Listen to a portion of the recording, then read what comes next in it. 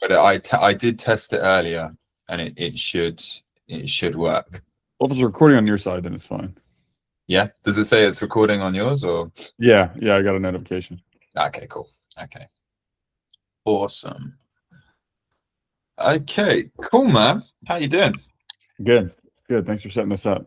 I'm excited to chat with someone else. This is funny. It's been like a long time coming. I never even knew this surgery existed 5 or 6 years ago, whatever it was when it first happened, and now I'm here chatting with someone else who's going through the same thing. It's been a long road, man. So I don't really know that much about your journey, so I'm very curious to hear sort of throughout your journey, because there's so many people that go through this kind of thing, but they're in the much kind of older range, and their ideas for what they want to do with the surgery and what they kind of want to achieve is very different. So yeah, man, I'm just going to outline for the viewers the structure of the podcast. So sounds good. So first, we're just going to introduce who we are. Like, I don't really know that much about you. You don't know that much about me. We've been talking on Instagram about our surgeries, because we agreed that there's not that much on socials or in general, like on sort of forums and stuff like that about this stuff. Then we're going to go through when our problem started, our journey with hip pain, the decision to get hip resurfacing, the data on hip resurfacing, the different options, our experience with the surgery, things like tests, surgery day, the weeks after, medication, timeline, differences in therapy, in physical therapy, experience up to each point, so you up to your point and up to my point, and the differences, what the next few months look like, what to expect, recovery timelines we're told by our surgeons, and then some other questions that we've pre-approved from followers. Did you get many come through? Yeah, and I took some screenshots, so I can bring those up at the end. Awesome, cool, man. Yeah, we probably will address a lot of the stuff during I'm sure. the podcast anyway. But if there's anything that's not, then yeah, we can give a little bit more detail. Yeah. Cool, awesome, man. So tell me a little bit about yourself. I see you on Love Is Blind. yeah. There's a Love Is Blind UK now. And we were in London last year, and we met one of the couples. I've met all the couples I've gotten married on Love Is Blind UK. I think there's 2 seasons at this point. But there's a couple that lives in London that we met up with that they're very nice people. But yeah, we were on that show, and about, I guess we got married 2.5 years ago, but the show came out 1.5 years ago, and we each got very large followings on social media after that. It's just kind of a thing that happens. And so when I was going through this, I knew it was something I wanted to talk about, because that's kind of how I look at my platform anyways. Like, what would I have liked to, what would I want to follow? And I tell you, 5 years ago, I wish I knew about this. My life, I probably would have already had the surgery done years ago, and playing sports today. So it's something that I think we need more information out there about, and I wish that more people talked about it, knew about it. Even doctors. I mean, you think like, okay, cool, laymen like ourselves, we don't know about this surgery, but at least doctors should, and that seems to not really be the case. But anyway, about myself. So I'm a physicist, but I work as a technical program manager now for a quantum computing company called IonQ, and it's very demanding. But I still, even before this injury, I was able to get out and run around and play sports every day. And I would play European football, American soccer on Sundays. I played in the Sunday league. I played in like a Tuesday and a Thursday league. Indoor soccer, and then I would also play the days I didn't have soccer games. I played basketball or flag football, American football, and I played sports every single day for every day of my life since I was like, I don't know, a little kid, as long as I can remember. Right? I played American football in college, and I about 2020, when COVID, the whole lockdown thing that happened that year. Is when I had my first injury that precipitated this entire thing. I don't think it was one big injury that really like caused this for me. I think it was a lot of underlying things, and then the injury kind of just accelerated everything. But I don't know. Did you want to talk about this part yet or no? Yeah, you can do, because I mean, we're going to go on to sort of when our problem started in the hip journey, so we might as well merge the two. Anyway, I'm actually just going to see if I can split the screen, so because obviously it's going to record you as the big screen, and then how do I do that? Is there a way that I could make it so? I'm sure there's a different view. I've seen it before. Yeah, adjust view. Click the three dots next to the end call button, and then adjust view is the top option. Yeah, there we go. So what is it? Tiled. Mm-hmm. Has that changed it? No, that's not changed it. Maybe auto dynamic.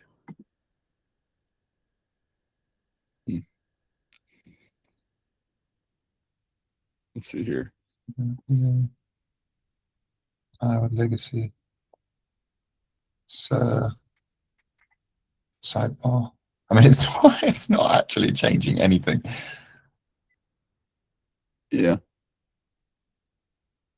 Yeah, this one says selection is saved for future meetings. Oh, well, I mean, it should still have for this meeting. Let's see if I'm able to. Yeah. Okay. Look here, I fixed it. Click on your video. The little, you have a little picture of you down at the bottom. Yeah. Click on the three dots next to that. Yeah. Showing a tile. Yep.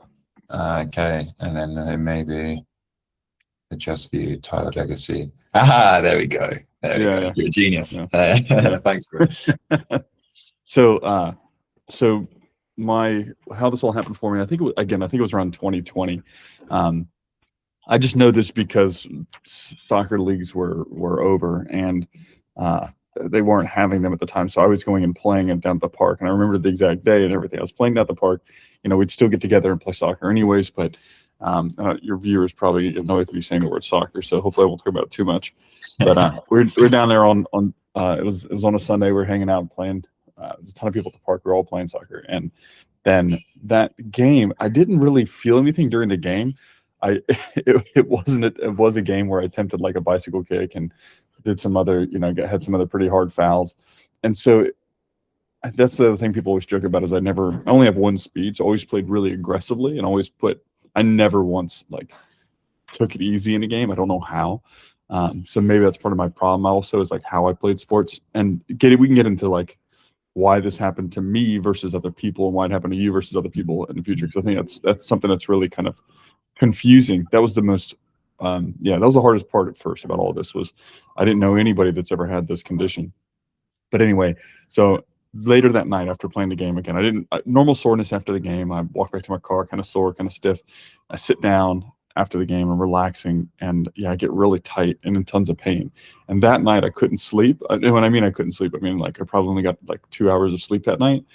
And that went on, that same thing, the same issue, same problem. It went on for a month, I think. And what kind of pain was that?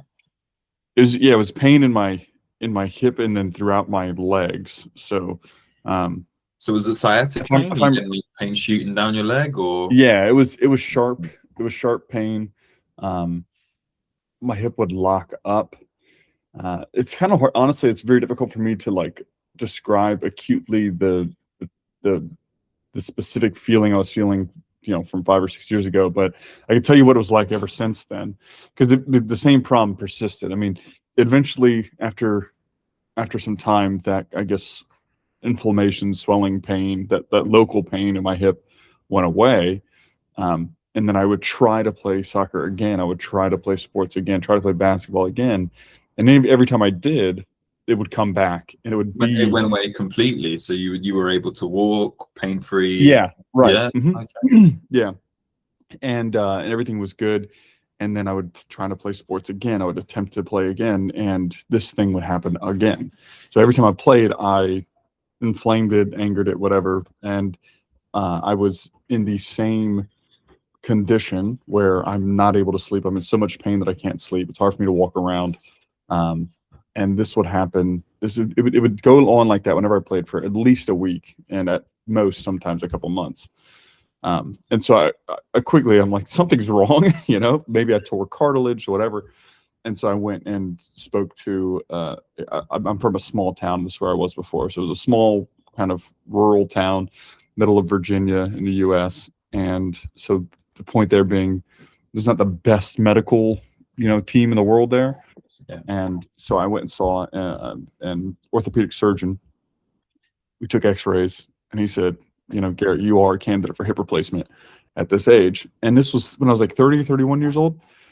I was So from 30, I was 30 years from old. X-ray, you can see if someone has arthritis, but you can't necessarily see if someone has got labral tears or. That's right. You can't see the details. Yeah.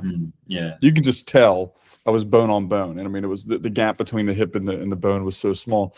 Now I've heard some other contradicting opinions online about, and we can maybe get into all those details because diagnosing yourself is really freaking hard, and there's so much information out there, but you're forced to kind of do that in a way. At least I am in the U.S. because we have, and so maybe this is where the differences come in with the UK. I have no idea how your healthcare system works, but I was curious to hear you had to get on a waiting list.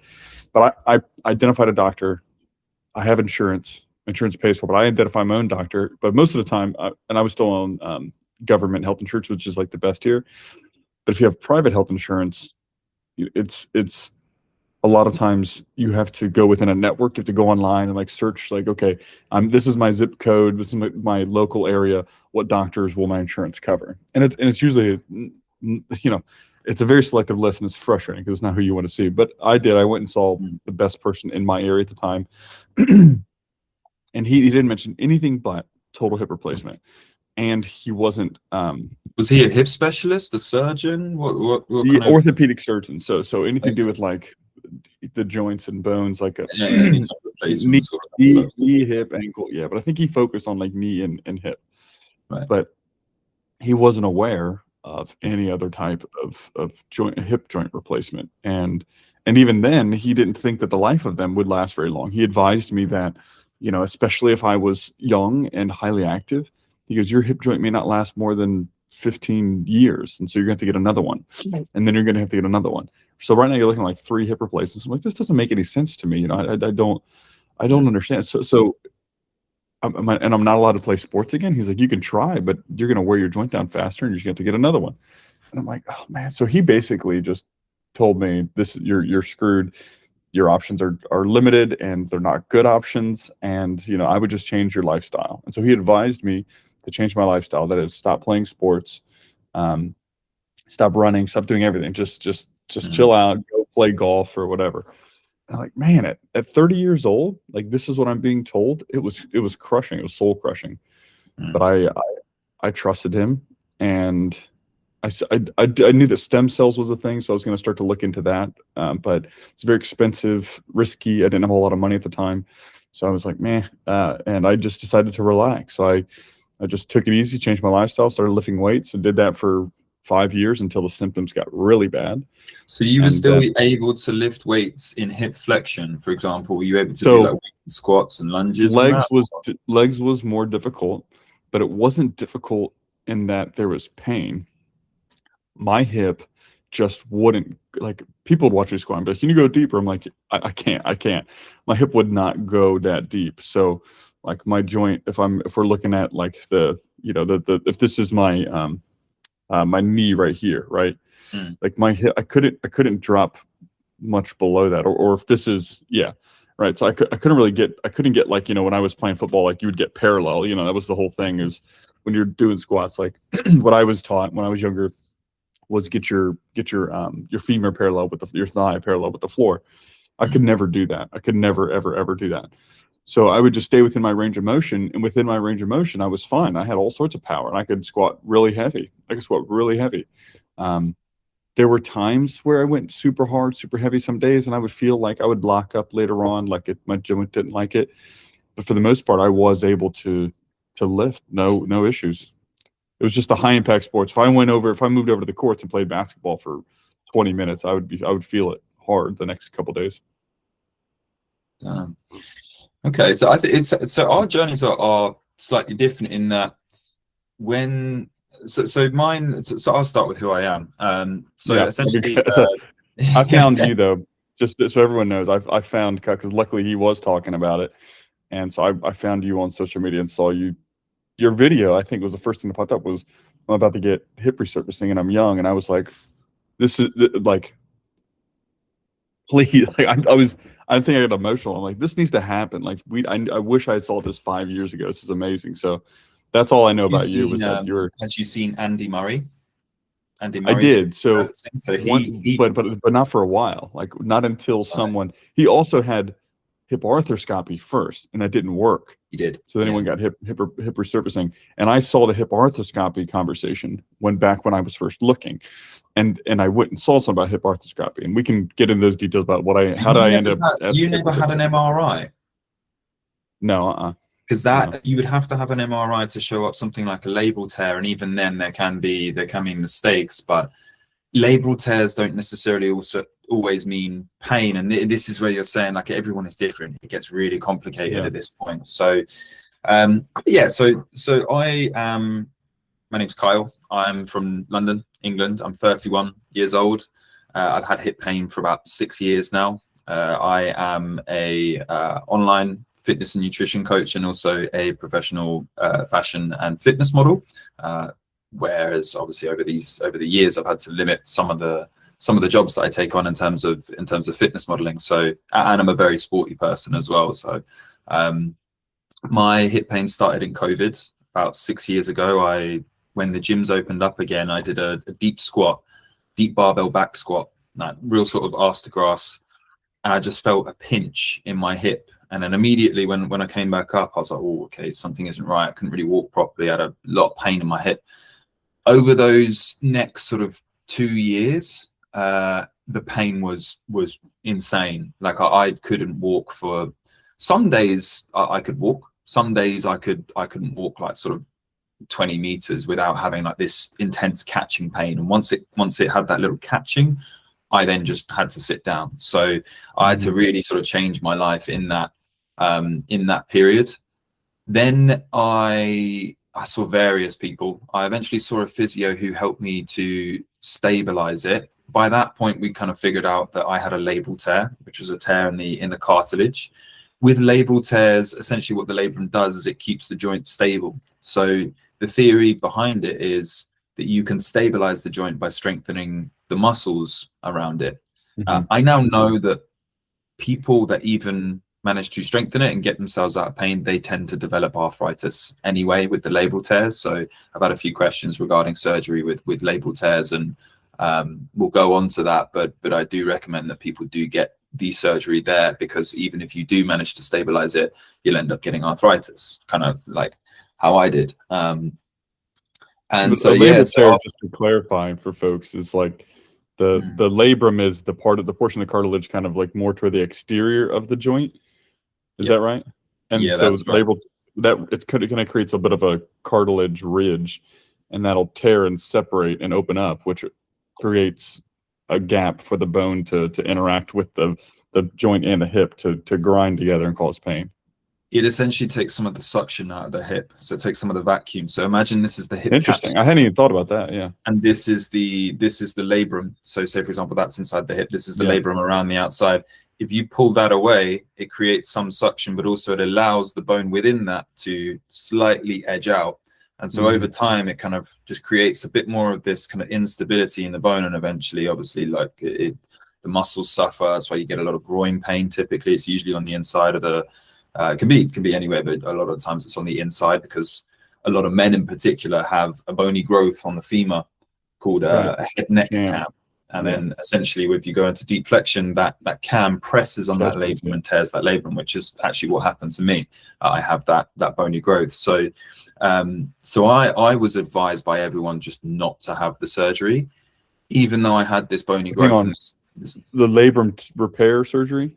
The labrum repair surgery. Even though it's an arthroscopic surgery, the thing is a lot of people do the surgery and then don't get any better.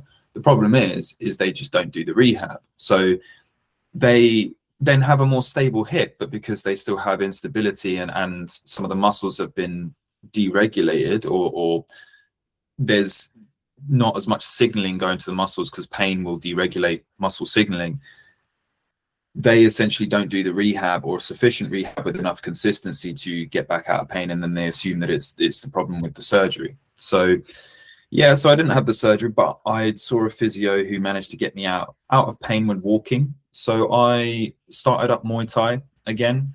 When I was training, it wasn't too bad because the muscles were nice and tight. They had tone and blood flow in.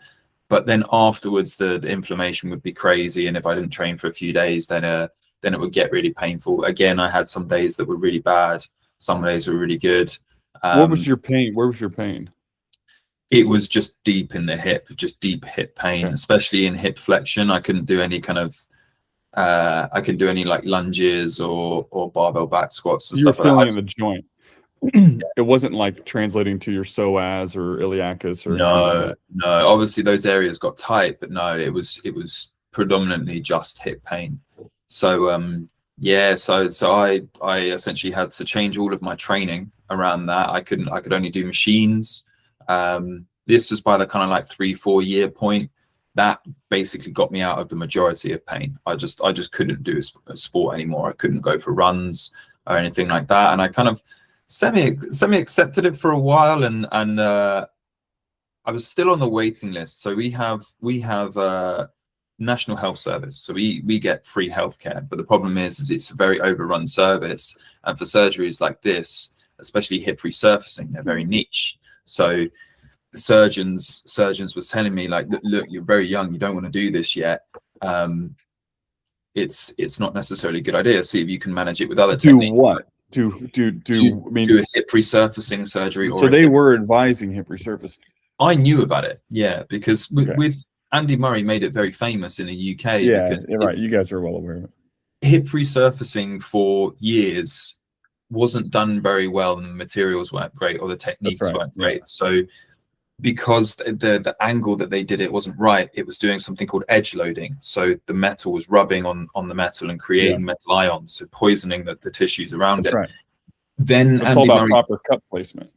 Exactly. Yeah. And then Andy Murray came in and basically revolutionized it, or brought it back to the attention of people. And yeah, so I considered it for a while. I don't have any regrets for how long I waited, because I kind of just did try everything. I probably could have moved along that process a lot more quickly. So your first, like, I have a problem I need to fix was how many years ago? You said 6 years you've had pain. Yeah, 5 or 6 years. Yeah. Okay. And then not the same as me then. Yeah. I tried with all the rehab and red light therapy. I did everything. I had injections. I mean, that's what I want to talk about too, is what other like misdirections did you have? Because I have a lot of misdirection as well, like before I finally got this solution. Yeah, so advice against the labral tear surgery. I was given injections, and they kind of brought the inflammation down. But like the rich plasma injections, you mean, or what type of injection? No, cortisone injections, steroid injections. Oh, cortisone. Okay, yeah, steroid injections. So it brings down the inflammation in the hip, and honestly, it did bring me out of pain. And then I started to feel the right hip, which I'm actually kind of feeling now. So I think I'll eventually have to have the right hip done. Yeah. And I think the injury on the left side onset, a lot of the issues that I had on the left side, but potentially I just had early onset arthritis genetically because I have it in the right hip. Potentially that the left onset the right hip, I don't know. But in the left, I had the labral tear, but I also had cysts. So essentially where the bone was kind of almost bone on bone, it was creating these fluid sacs. It had split the top of the capsule, and synovial fluid was leaking into the pelvis and creating this like fluid reservoir essentially inside the bone. So the bone was just soft. That was incredibly painful. Yeah. Wow. Interesting. Yeah. Do you have a cam on the other side as well? I don't know. I actually don't know. I don't think so. No, I don't think so. Do you? No, I don't have cam at all. I have hip dysplasia. So that's the other thing that I want like people to realize. And so this is maybe a good time to have this conversation, because this is what blew my mind and what was so confusing to me. How does this happen by age 30? For me, it was age 30. What was your age when you first started having the major issues? Must have been 25, 26. Yeah, it's super early. It's crazy to me. But from what I understand, what I've now come to understand is that it's a lot of things. In my very first consultation with Dr. Gross too, Dr. Gross is my surgeon, and he's like the #1 guy in the US for it. I think there's other folks that do it now. It's a bit more popular, but he's been doing it the longest, and he's done the most. There's a guy, Dr. Pritchett in Seattle. He's close to retirement though, and I think that Dr. Gross has done more than him at this point. But anyway, when I first consulted with him, he said that when I asked him, I said, one last question, like, why did this happen to me? You know, he was like, There's no point in asking the question why. He's like, you just need to fix your problem. And I was like, well, okay. Yeah, I was unsatisfied with that, obviously. So when I saw him again, and after doing my own kind of research and trying to understand what makes sense is folks like myself and yourself, like we play a high level of activity, but that's combined with, because that obviously doesn't happen to everybody. Cristiano Ronaldo is like, what, 41, 42 years old now or something like that. And he's still playing at a high level. You have to have some sort of genetic predisposition as well. So mine was hip dysplasia. Yours was Cam with the labor that caused the labral tear that eventually caused more arthritis. And then also, this is something I talked to him about that he believes is true as well. It's just something that kind of surmised, but we don't have proof of it, is that genetically, there's got to be some sort of variance in our cartilage, whether it's the size, thickness, the density, how quickly it wears down. There's got to be some sort of genetic variance here that causes it to wear down faster for certain people than it does for others. Along with just our gait, the way we walk, the way we move, the way we sit, the way we stand, the way, so it's just constantly put in a bad position to wear down faster. It's kind of a thought process that makes sense to me, that I presented to him, that he agrees with as well. It's just constant. Plus, the way I know that the way I played sports was incredibly aggressive, and I did it all the time, and that's the only way I ever played. So that combined with the hip dysplasia was what caused it for me. And for anybody that's listening, doesn't know what that is. Hip dysplasia is like your normal socket is supposed to take up like 75% of the ball. So if this is your socket, it's supposed to cover like 75% of the ball. Hip dysplasia is when the socket isn't formed properly, or, and it starts at a very young age. You have to catch it as a child. And the socket only covers like 50% of the ball. And so then you now have less surface area to displace all that weight. And so the cartilage you do have wears down faster. And it's a genetic thing. It doesn't really develop. You can stop it. You can catch it at a young age. In fact, I had people reach out to me when I posted my video from Italy that said they test for this at a young age in Italy, and they catch it and they can prevent it. And so I don't know if that's true across all of Italy, but that's what this person from Italy told me. Yeah. So the way I understand it, the common trait is inflammation.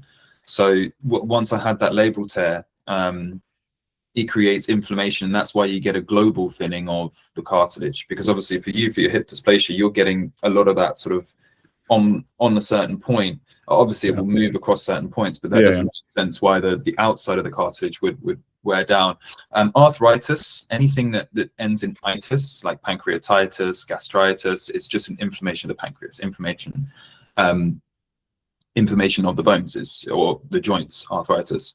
So it's kind of like an onset, but potentially some people have a genetic predisposition for their inflammatory markers going crazy, or obviously they have these injuries that then create inflammation or constant inflammation, and that's then what wears down the cartilage. That's my understanding to some degree. I don't really know what it is. Obviously it's a genetic predisposition to some degree, but I think your surgeon to some degree is kind of right. Like, what can you do about it? Understanding like how it happens and the actual solutions, different things. But science-minded people don't want to hear that, though. Sorry? Said science-minded people don't want to hear that. You know what I mean? Like, Okay, so. But I did want to mention one thing. You mentioned the metallosis. Well, I guess maybe, or we could talk about it later. But Dr. Gross, I just want to tie him to this thing. You mentioned that the cut placement would cause metallosis if it was like, edge loading and put in the wrong position. Dr. Gross is the one who wrote the paper and procedure for how to prevent metallosis in hip resurfacing. Metal on metal hip resurfacing. Yeah. Amazing. Cool, man. So decision to get a hip resurfacing. What made you go ahead and get hip resurfacing over a hip replacement? Well, it was over a couple things, honestly. When I was 30, about like 5 years ago or whatever, he told me total hip replacement. It's going to last 15, maybe 20 years, especially if you're being super active on it, which I was planning on, which is why I decided not to get total hip replacement, because I was like, I want to go back to playing sports. What's the point here? And so I wanted to find like kind of natural medicine remedies, whether physical therapy or change in diet, things like this, because the internet's raw with this at this point, especially across social media. Like, oh, you're just eating too many seed oils, stuff like that. And so many years went by, I changed my lifestyle, tried to lift, tried to improve stretching. I became like a professional stretcher. Like I stretched. Oh, mate, my mobility was terrible before I had this issue, and then right. Yeah. And that definitely helped. That definitely adds to it and exacerbates it. If I was more concerned with physical therapy, stretching, rolling, that sort of thing, preventative maintenance, it definitely would have taken longer for this to happen. It probably would have still happened, but it definitely could have helped. Yeah. So anyway, I became really good at stretching. I stretched. People would always reach out to me like, why do you spend an hour stretching in the gym every day? I mean, I did. I stretched for like an hour every single day for several years. More recent years, I switched to like 30 to 45 minutes before I lifted and before I trained. And that seemed to really help mitigate the problem, but it wasn't going away. That doesn't mean that magically I could go back to playing sports. That wasn't happening. I would go play basketball, and my movement is just jacked. I mean, you could tell I have like no external or internal rotation in my hip, especially the really bad one. It's just all messed up. So anyways, my quality of life, what really triggered this for me, why I eventually got the hip resurfacing, is because in the past 2 years, my symptoms got gradually over time. My symptoms kept getting gradually worse. No matter what I did, no matter how much I stretched and all this and built up muscle around it, didn't matter. Symptoms were getting worse, which means I couldn't stand for like more than 10 minutes. It depends on the day. Obviously, there's always like a range, but at my worst, towards the end, I couldn't stand for like more than 10 minutes.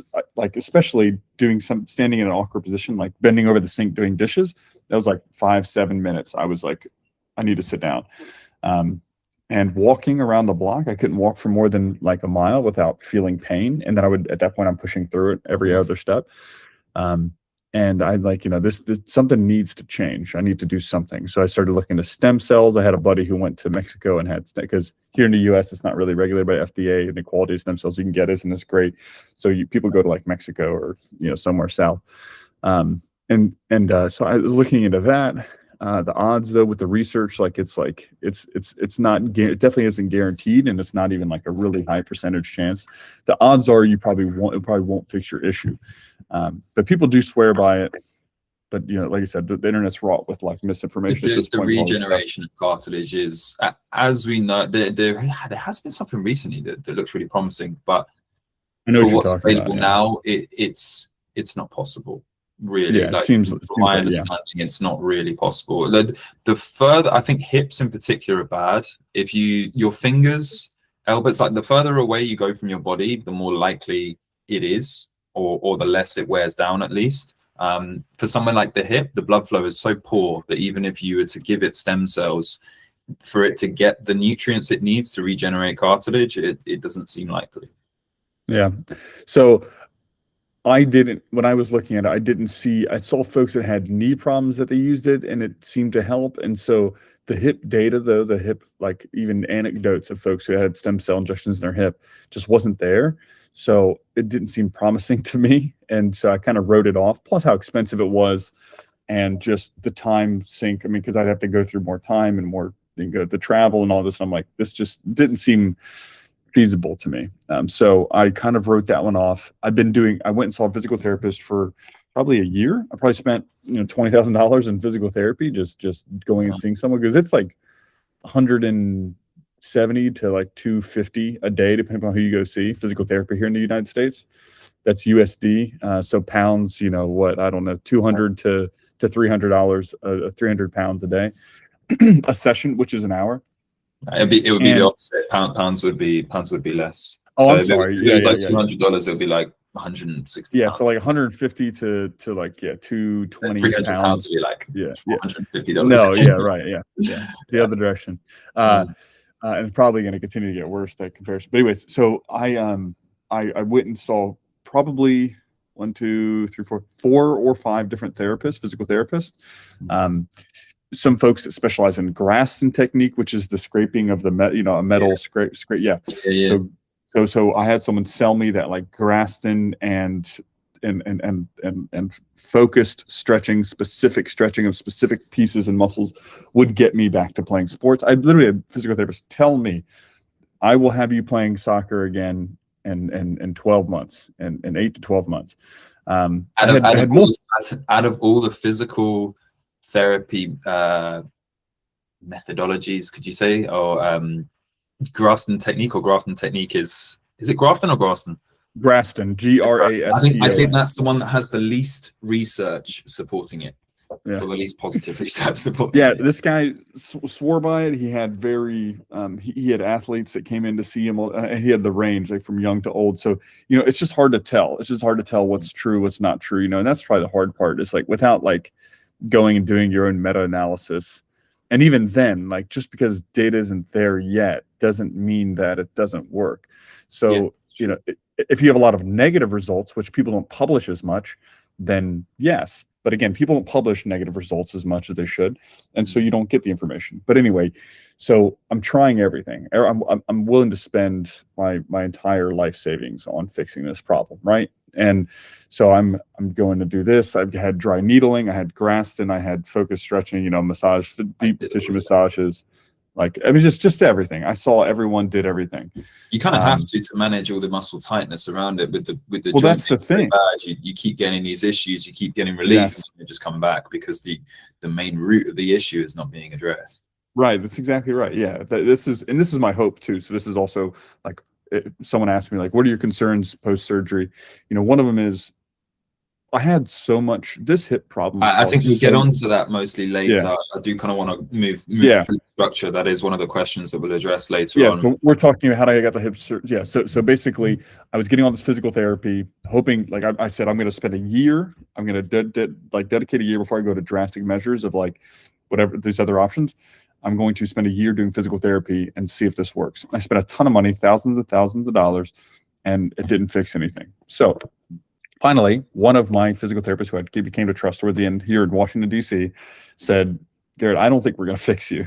I think you need to go get another X-ray and get a and speak to this doctor, Dr. Wolf. I had heard of Dr. Wolf. He does hip arthroscopy, which is like on the joint. What they do is, if you have hip impingement, they can shave away some of the end of the bone there on the joint, and you can get back to. I'm going to show you a picture of my hip, and you can get back to. So this is what Andy Murray had at first, right? So they thought this would fix it. So if you look at the joint, right, you've got this little end piece here, which you can actually see a piece of bone. I have a loose like piece of bone in there. Kind of hard to tell, but if you're pinching right here, they shave some of this back and it opens the hip joint up more so you can free it. I had friends who had the surgery. So that's actually what the treatment is for the head neck cam. Yeah, that's right. They essentially use a ball and they shave the bone away. Reshape the bone. Is cam deformity what Andy Murray had then? Is that his? I don't know. That's why he had the labral tear. You don't necessarily have to have some sort of deformity. A lot of athletes get it, especially for tennis athletes, because they're going through heavy force through rotation. Yeah. So yeah, maybe potentially a lot of people tears will have the labral tear repaired and then the bone shaved down. I didn't know he had a labral tear.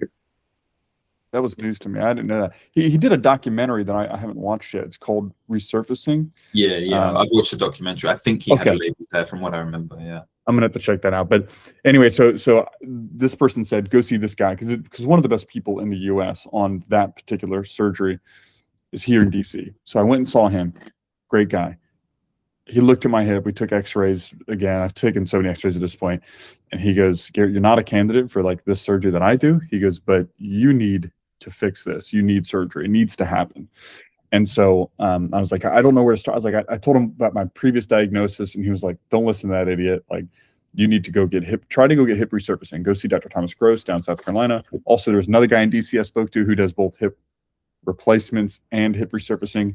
And I met with him. So I was consulted with 4 different surgeons at this point, 3 in the span of like a couple months. And I met with Dr. Gross, and he convinced me this was the surgery for me. But the first guy I spoke to, this is the interesting part, again, misdirection, right? So the first guy I spoke to, if I had just listened to him and didn't see Dr. Thomas Gross, I probably wouldn't be getting the surgery. Because again, for whatever reason, and this guy was recommended by the Dr. Wolf guy, the guy that's really good at hip arthroscopy. This guy did not have the updated like metallosis data, the data on the proper cup placement reduces metallosis. He was telling me that it was like 1% chance of metallosis, which just isn't true with the proper cup placement. And but he was still working off the old data, and he also didn't think that I would be back to a high level of sports after hip resurfacing as much as if I had done a total hip replacement. He didn't think it was much difference.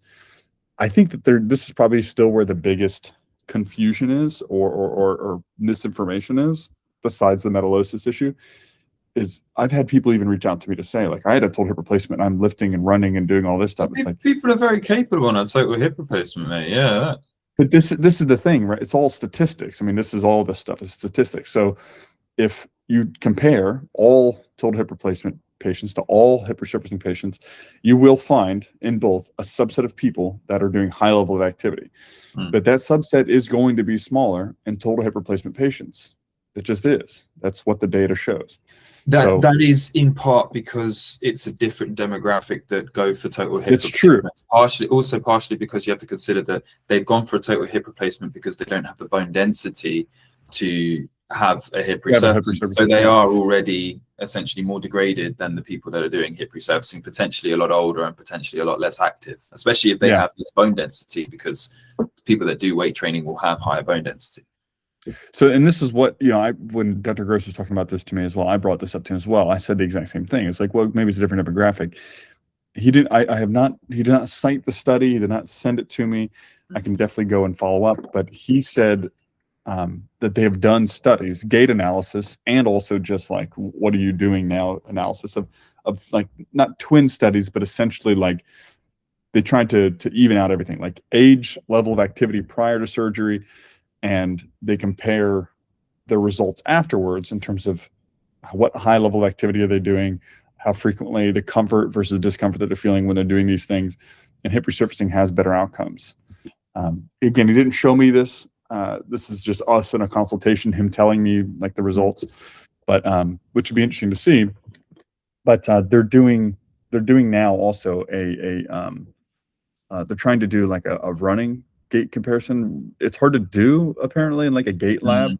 When I say gait, I mean walking. They've done gait comparisons between, and again, compared like age, demographic, try to compare the same thing. And they've done just a walking in a gait lab, put these people in a gait lab, people with total hip replacement versus hip resurfacing. And they've shown that the total hip replacement patients tend to unload their back leg. So when they kind of drag it a little bit. When they're walking, especially at higher walk speeds. Interesting, because when you cross through, like when you step through, the back leg is what then pushes off. The glute activates once your leg is actually past your body. I had to relearn this after my hip resurfacing, because I was putting my leg out in front, contracting the glute to try and protect the hip, and then I was like, why am I not striding through? And then I looked up on ChatGPT. It was like just focus on like pushing off your leg behind your body, and then that's how you walk. I'm interested in like doing working with someone for like improving, because I think part of my problem is that like my gait wasn't proper. The way I walked, my biomechanics when I was walking and running wasn't proper before, and that's what led to more issues. So I think I do have to relearn walking. You develop bad gait over years, and just to clarify to people what gait is, it's GAIT. It's how you walk. Essentially, if you were to walk with bad gait, you may walk on the outside, on one side, for example, or you might just put more pressure through the left side to protect the right side. And what Garrett was talking about in terms of the differences in gait or the mechanics of your walking, should we call it, with total hip replacements, tends to be that the gait is less natural, because the hip resurfacing, obviously it retains that top part of the femur. So essentially you have the same distance from the joint to the femur, and then sometimes with the hip replacements, that's just slightly off. It doesn't really cause pain, but it's just slightly off. And essentially your gait would technically improve after having a hip resurfacing, because then you have a perfect circle after having it, whereas obviously you have that with a total hip replacement, but it's not as close to your original walking mechanics. Yeah, the size of the ball, so the distance, the couple things that are different in terms of mechanics is, like you mentioned, the distance could be different, and they will adjust and try to find the right one, but it is harder to do that. But two, the size of the ball is smaller, and you will have people, very, Mm. very few subset of people say, well, but there's large ball hip replacements now. But we can talk about that in 1 second. The other thing is the loading is very different. So your loading on a hip resurfacing is the exact same way it was before, because now it's just a metal cap that's porous underneath that glues itself or forms to the bone in the same way. So now when you load weight, the weight bearing, the loading is the exact same. There is a spike in there as well, which folks will see in mine. I had this, but this part isn't porous. So it's not supposed to fuse to the bone. So your bone is fusing to the top of the femur, and all the load bearing is the exact same way that it was down the femur before. But with a total hip replacement, that's not. You have a spike now in here that's porous, that the bone is fused to it, and so now all the load bearing is through that spike. And I mean, just naturally, intuitively, you can tell that that's not the same. Yeah. The load bearing is different. The top of the femur does have to, like, I mean, I'm going through this phase now between 6 and 12 weeks. I'm at 6 weeks, Garrett's at 2. Where that spike goes through, it does create a vulnerability in that sort of what's called the neck of the head of the femur, and that can snap. We'll talk about that, because you told me you're taking a drug that actually kind of makes that stronger. But because my muscles are more or less recovered now, but my bone is not adapted to the different stress that's applied on the neck of the femur, I am vulnerable to that snapping. But that's only up to like 12 weeks. Past 12 weeks, that risk is almost completely eliminated. Yeah, that's it. That's right. At 3 months, but that spike is in total hip replacement. We don't quite have that, but it's the load bearing on this neck that weakens. And I guess I was curious about why. I guess it's just trauma, and I'm not really sure. I'm just curious why. But the strength of it continues to decline, and your risk of femoral neck fracture continues to go up until about 3 months, or like you said, 12 weeks. And then it starts to go back down, the risk of femoral neck fracture. And I'm not sure really why the timeline is the way it is, but it's interesting.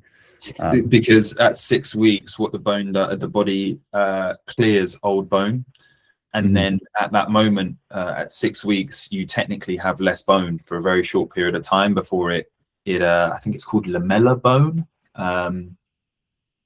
Because originally when bone first starts, it kind of like spindles and then it calcifies, which is why protein intake is really important for bone healing, because you originally need that matrix first, the protein matrix, then you need the calcium within that matrix to calcify and then harden the bone. But obviously once at the point where it's taking away that old bone and you've only got the spindles and it's not fully calcified yet, it is a little bit more pliable and more sort of vulnerable to snapping. So that's why you get that short period. Yeah. Interesting. Well, I wonder if that drug, I haven't looked up that drug. I wonder if it kind of speeds up that process of calcification. Yeah, I'm not sure what the actual mechanism is there for why it improves, but he has data that shows that it reduces the risk of femoral neck fracture down from like, I want to say like 3% down to like 0.03%. So it's 100-fold increase, which is great. From a certain week, or from almost instantly? Well, you start taking it 1 week after surgery, and you take it. I think I take it for. I have a lot of it. I think I take it for like 3 months, or possibly even 6 months.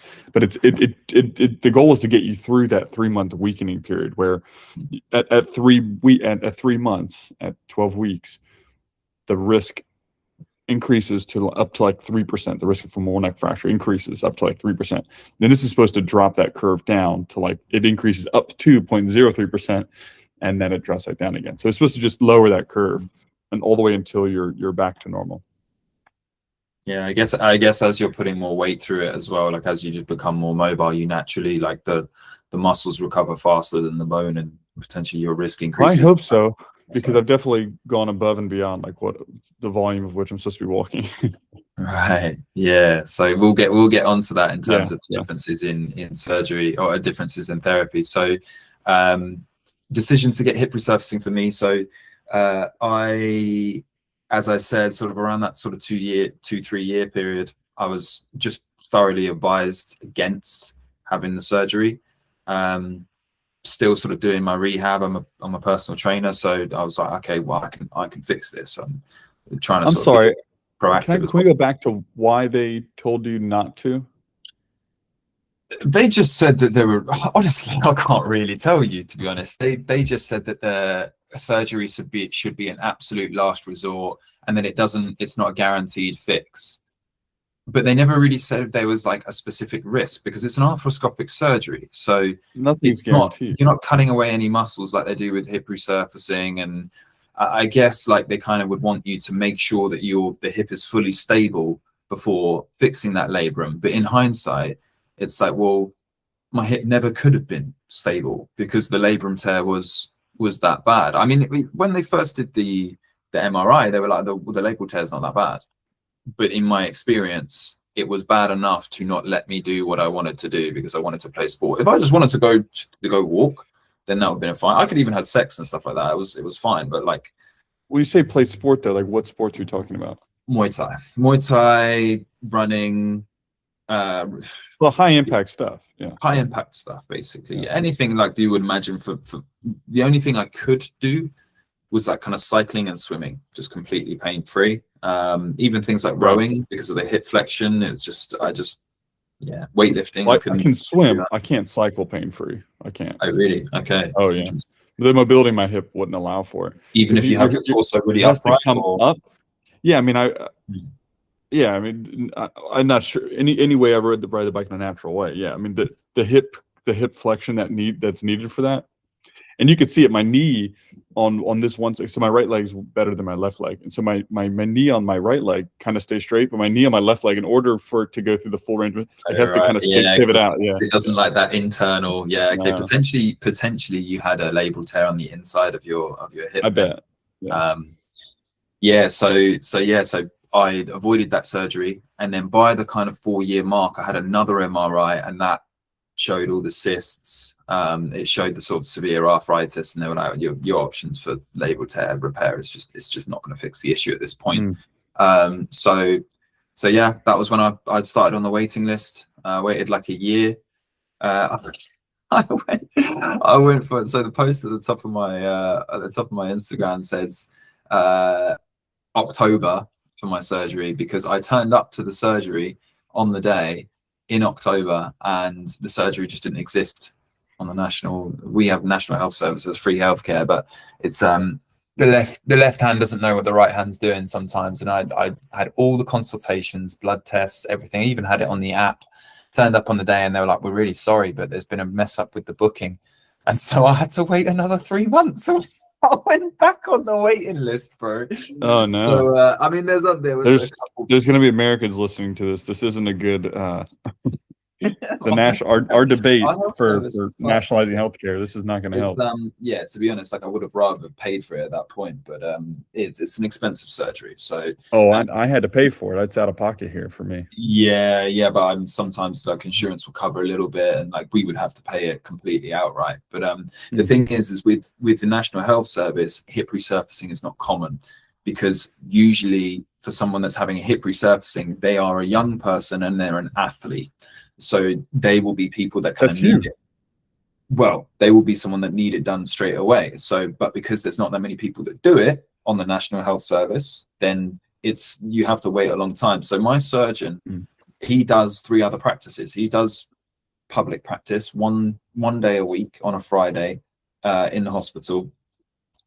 Then he does 3 other private practices. So actually getting that person, because they only have availability 1 day a week, getting that person is actually very difficult.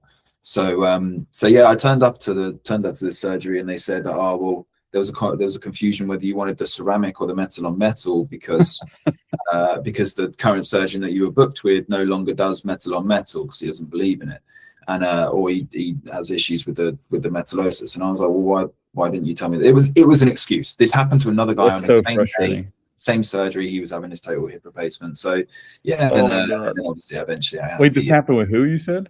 Sorry, this happened with who? It happened with a different surgeon, but in the same hospital. They just said that he no longer does the metal on metal, but the other guy, the guy I eventually did it with, Mr. Conan, he still does the metal on metal hip resurfacing.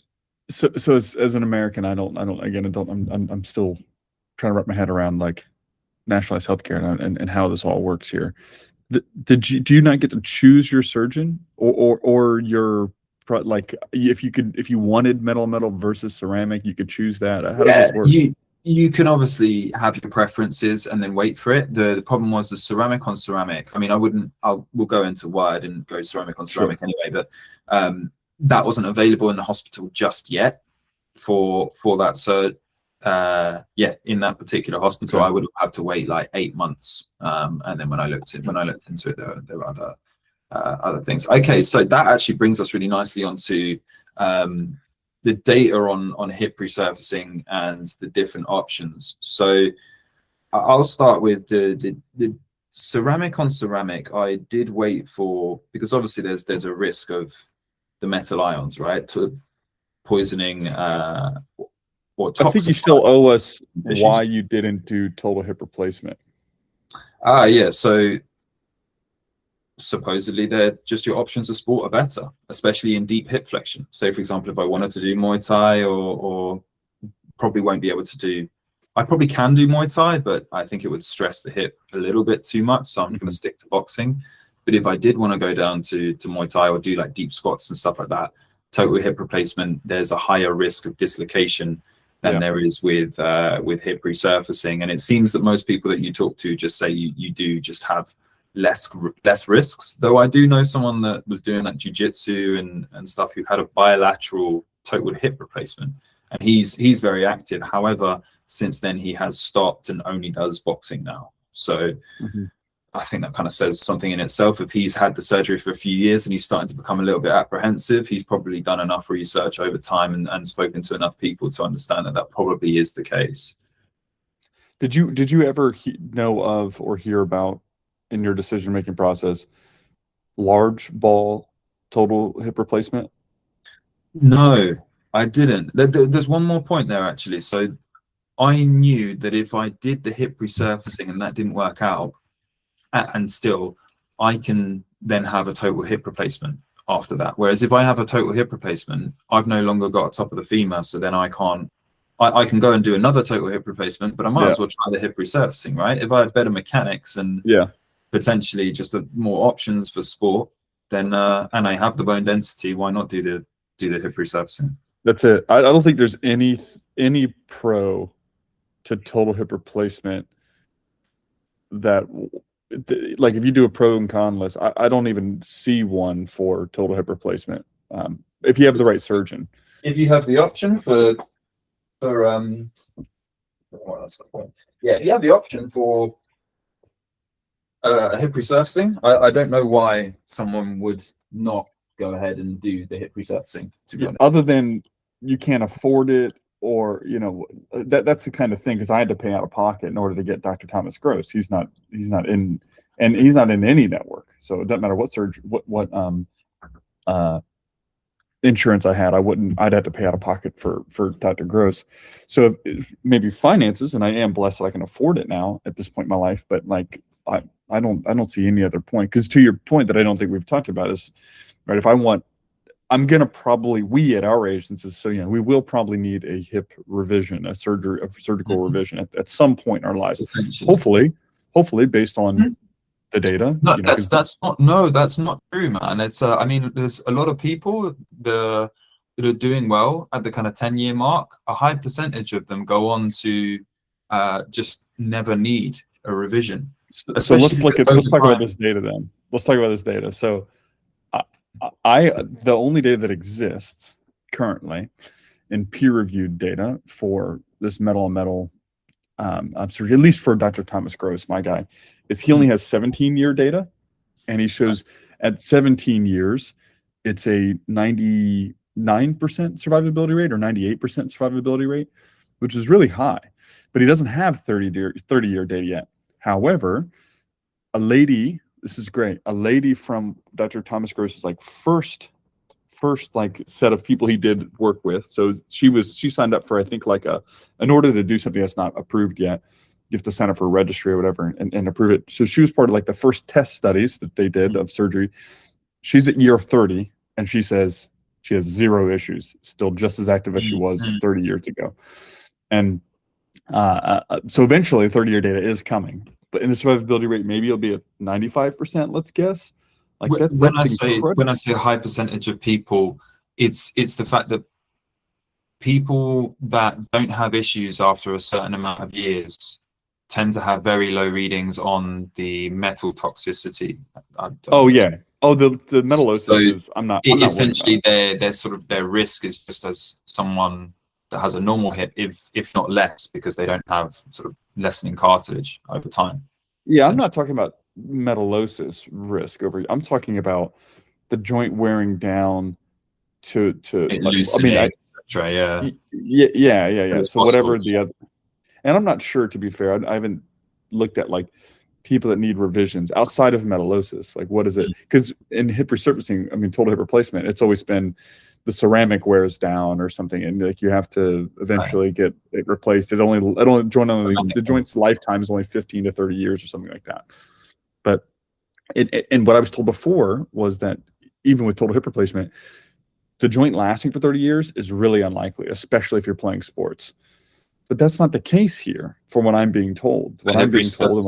Yeah, it's just not the case. And I think people can kind of have it. You can have it indefinitely, but I think at the end of the day, it's like, even if not, you have the option for the total hip replacement eventually. That's what I wanted to say. People are sort of pushed towards that total hip replacement anyway. So yeah. I had a discussion. I spoke to you about this with a guy through a post who was very, very pessimistic about hip resurfacings. Oh, I recall this guy. Yeah. So, okay. I've only had a few. I actually haven't had any negative comments. I had one guy who questioned my decision, but I replied to him and he never replied back. So I must have addressed his concerns. Yeah. So when people look at the data, okay, so this is what I said to him eventually. I said, there's a chance you're looking at old data, mate. All the data I'm about to discuss is from meta-analyses, and so groups together multiple studies to make a better conclusion. Best candidates are men that have a BHR, which is a Birmingham hip resurfacing, with a femoral head of 48 millimeters or larger, who have a 98% survival rate at 10 years post-surgery on high-demand patients, so essentially athletes.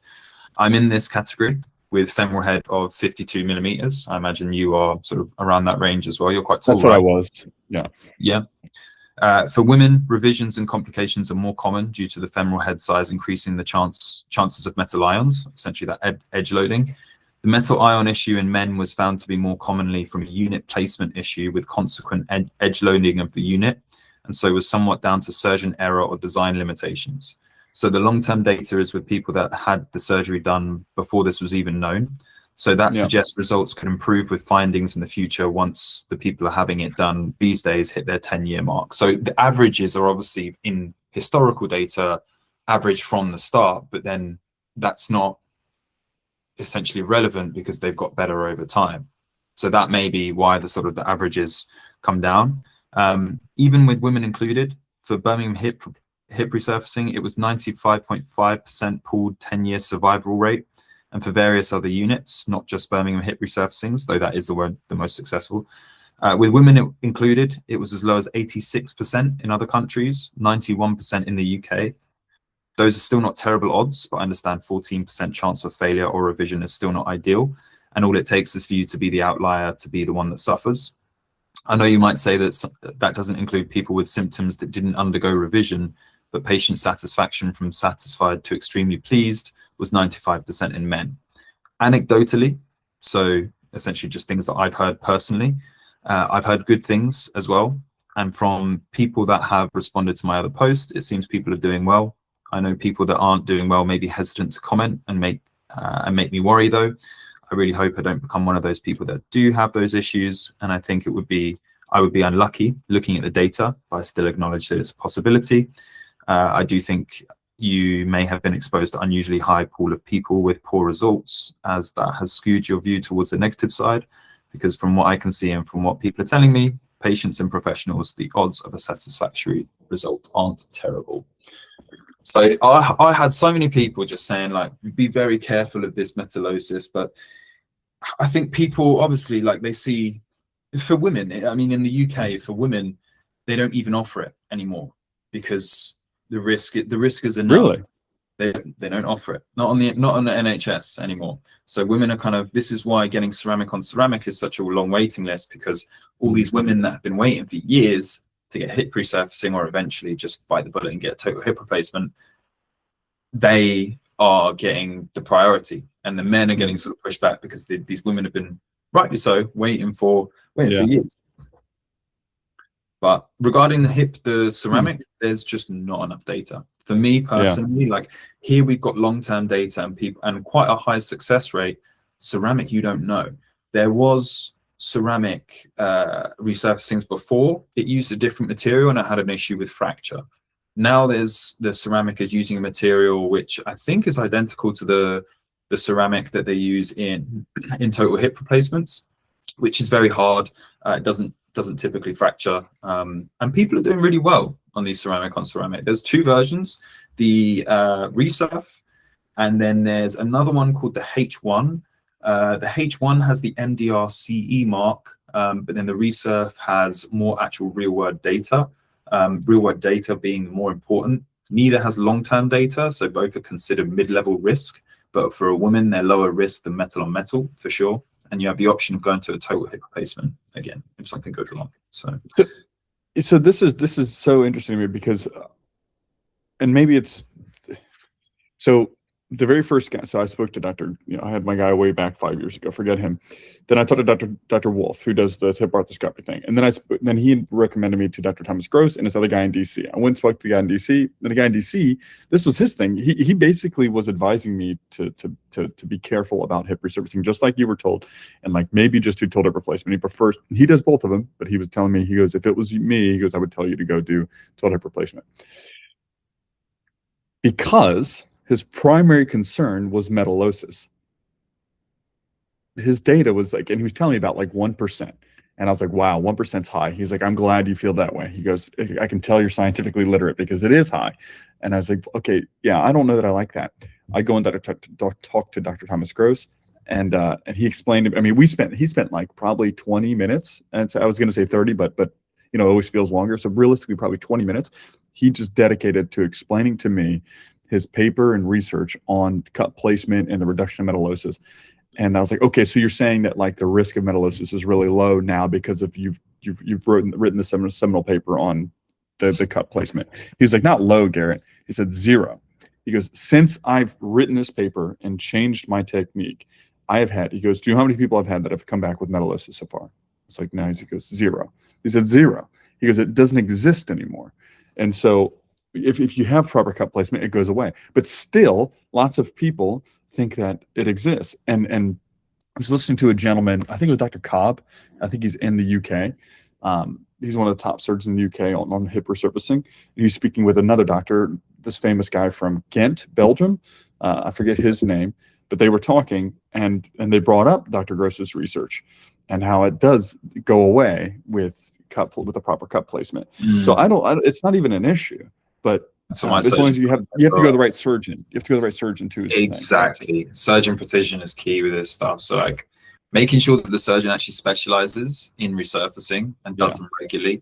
Like I mean, the thing is with the ceramic on ceramic, you can look at both sides where you're like, okay, well this material is used and is successful in total hip replacements, and it's essentially the same technique as the hip resurfacing. But those don't necessarily always combine to have equal. Even if your surgeon is sort of a hip resurfacing demon, if they've never done it with the ceramic before, I don't want to be a guinea pig. No, I agree. I would understand why a woman would go and do the ceramic on ceramic, especially because there's good 4 to 6 year long-term, 4 to 6 year data, and in theory, it should last out. And then even if it doesn't, you just get a total hip replacement. So right, I think it depends what your goal is. If your goal is just to sort of live a normal life pain-free, total hip replacement will probably be fine for you. But if your goal is to, I mean, there's long distance runners going on. Yeah, you want to go play sports. But again, they're not really going through deep hip flexion. But if you had a kickboxer, for example, you probably would want to do hip resurfacing. But I was even told that folks that run on again, if you compare like for like demographics, folks on hip replacement versus hip resurfacing, I forget what the number is, and I don't want to make up a percent, but I do believe it's less than 50%, but it is a high number of people on total hip replacement report. Now this is just it's a feeling report, it's not a medical like analysis, but those people in like the 30 to 40% range. Again, I want to make a number, but I believe that's what I recall it being. Folks on total hip replacement report feeling discomfort when running and fully loading in a high gait. They feel the discomfort. Even if it's not discomfort, they still notice and feel the implant. Folks on hip resurfacing do not, or they do at a much, much lower percentage, is what Dr. Thomas Gross told me again in my pre-op appointment. These are just things I'm recalling. I did not go check him on all these things. It's not necessary to me, but these are things that he said. I have a very interesting story. Pain is an interesting thing. Like, you can have something called phantom pain, where the pain there's nothing there to cause the pain, but you're so used to having the pain that it still exists. For me personally, I actually had a down regulation of pain, and I stopped feeling my left hip, even though my left hip was in really bad state. So I then had the injection in the left hip, and then obviously I started feeling the right, and they told me, well, your left was so bad that the right didn't exist. Like, it didn't exist to your brain because the left was so bad, and it down regulated the left. But one of my friends, his brother, he had a labral tear repair surgery. Everything was supposedly fine, but he still felt the pain. He then, and I do not recommend anyone do this, and this is not an me advocating drugs, but he then took a hero dose of magic mushrooms and woke up and the pain was gone. So that's awesome. Yeah, that is not advice. But it's just, but what was the type of mushroom you got? No, I'm just kidding. It's funny. So I've been in pain for 5 years. My left leg was way worse than my right. I don't think my surgeon at first recommended my right leg get this surgery, but now it is that bad, and I have bone on bone. I could show you x-rays where the bone is actually flattened out from rubbing against it for so long. But my left hip, I was the main issue for me for the longest time. But then over time, and I think like you mentioned, it may perhaps contributed to or exacerbated the speed at which my right leg formed arthritis and cartilage deteriorated, and now both of them are so bad. But my right hip before surgery was the most symptomatic over the past 6 months compared to my left. For some reason, it always changed. Like one day it's the left. What's that? Which did you have done recently? Sorry, the left, because it was the most damaged. It was in the worst shape. That's where I'm left-footed as well. Symptomatic than the less damaged one was more symptomatic. Yes, but the symptoms. And whenever people try to ask about, like, the symptoms, they move throughout the leg. They move from the left to the right. The symptoms were all over the place, just because my entire motor train, the core foundation of my movement, my hips, were both so jacked up. One side compensate on the other side. It's just like whatever, pick your poison. You never know what you're going to get that day. And it's been miserable. But I tell you what, now my mobility and pain in my left leg after 2.5 weeks is already better than it was pre-surgery. I mean, I'm already there. Like, I know, obviously, so I don't even use a cane. I limp around now, and I can show you later. Yeah, you're doing well, mate. You're doing very well. You're doing better than I was at that It's point. insane. It's insane. I don't use a cane around the house. Yeah, it's crazy. Cool, man. Okay, so what's next? Let's really sort of talk about our experience sort of post-surgery. People probably think it's been an hour. You're not even talking about the surgery. Dude, I know you said it was gonna be an hour. I'm like, I don't think so. We could talk about this forever. I wish I could have listened to people trying to make a decision as well. Yeah. People, and that's where we were saying, like, you can read all the data you want, but this is a human issue, and to hear other people that are going through this experience, and people might be listening to this and be like, oh, I was kind of there, and someone might be at the labral tear point and then get the labral tear, and then they may never have to have that hip resurfacing. Well, let me just pause on one point though too, because this is something, if I was in this position, I want to hear. There's the point that you're making, I just want to highlight and reemphasize, is that when it comes to being at a young age, yes, the survivability data looks good. Yes, I may still have the same implant at 30 years and be fine. But even if it goes to 50 years, right? That's still, for me, that's still 80 years old. So, I mean, will I need something at that point? Like, if I have to get surgery at 70, 80 years old, I'd like to improve my chances. And from what we understand, I don't know the mechanism behind this, to be totally honest. I can kind of anecdotally say what I think it is, or intuitively. But what you're hinting at, and what I've been told, is that if you need a revision surgery, your odds are better if the starting surgery that they're doing a revision on is a hip resurfacing surgery versus if it's a total hip replacement surgery, because there's still more bone. You don't have to go in and remove the cut. Like, it's just the conditions for that revision surgery, which is likely to be total hip replacement, are better if it's starting on a hip resurfacing than it is a total hip replacement. Well, that for me at a young age is a that killer. makes a lot of sense, because the way it fits in, I guess, because like obviously if the surgeon that's after doing it, he's cutting a fresh cut into the bone, then he's driving the spike down. Like, you don't need to remove the spike. Yeah, exactly. And then obviously if over time, if you've had that spike in, it might be creating more gapping. They might have to put more bone cement in there, which, I don't know. That's as strong as sort of the bone eventually gets. But that was a killer for me. I think at a young age that's a difference maker, and that I didn't hear in my research, that I heard from Dr. Gross. Yeah, mate. It sounds like he's a great person to speak to. Sounds like you had a great surgeon. It took forever to get to my surgeon very, very briefly. I spoke to sort of the pre-screening guys, but the surgeon, I mean, I haven't even had a proper conversation with him. I will be speaking to him in a couple of weeks' time. I spoke to another surgeon, obviously the guy that just turned out to not want to do my surgery. God dang. But cool. Okay, so it took me forever to get a consultation with Dr. Gross, to be fair. So that's the softer side of things. It took me forever. It took me 3 months to get a consultation with him. But once I did, it was worth being patient. It was worth being patient. So awesome, man. Cool. Okay, so experience with the surgery, upcoming tests and pre-screening, surgery day. Yeah, upcoming tests and pre-screening, and then on your surgery day. Take us. Yeah, so I got the consultation, I think, last fall. I think I started reaching out in like early August, and finally met with him, I think maybe November-ish. And then from there, they were like, let's schedule it. And I could have done as early as January 1. But because I had a spearfishing trip coming up in March, or late February, I decided to wait until beginning of March. And it's now March 22nd. It's been 2.5 weeks. This is in South Carolina. Like tests or screening, or like so they had me do blood tests, X-rays, EKG. Make sure you're a candidate for hip resurfacing. Also, they're kind of just checking bone size and how does it look in there, and they say, okay, cool, you're good. But they do need one final confirmation before you come in there, and that's bone density and femur ball head size. And so you come in, and it's the day before, so it's a whole thing. They have plenty of people come in from around the world, around the US, drive, fly, whatever. So it's a whole thing. They have it all set up. It's really nice. The hotel's right there next to where they're at. We walked to the appointment that day, which is kind of rare here in the US, being able to walk somewhere.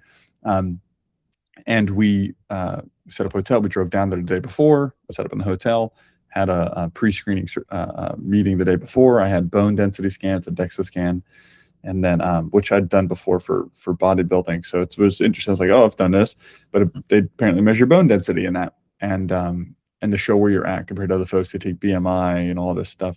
And then I sit down, and you have a 30-minute, I think mine was a little bit longer, consultation with the surgeon, and you sit there and ask I asked every question under the sun. I asked all sorts of stuff.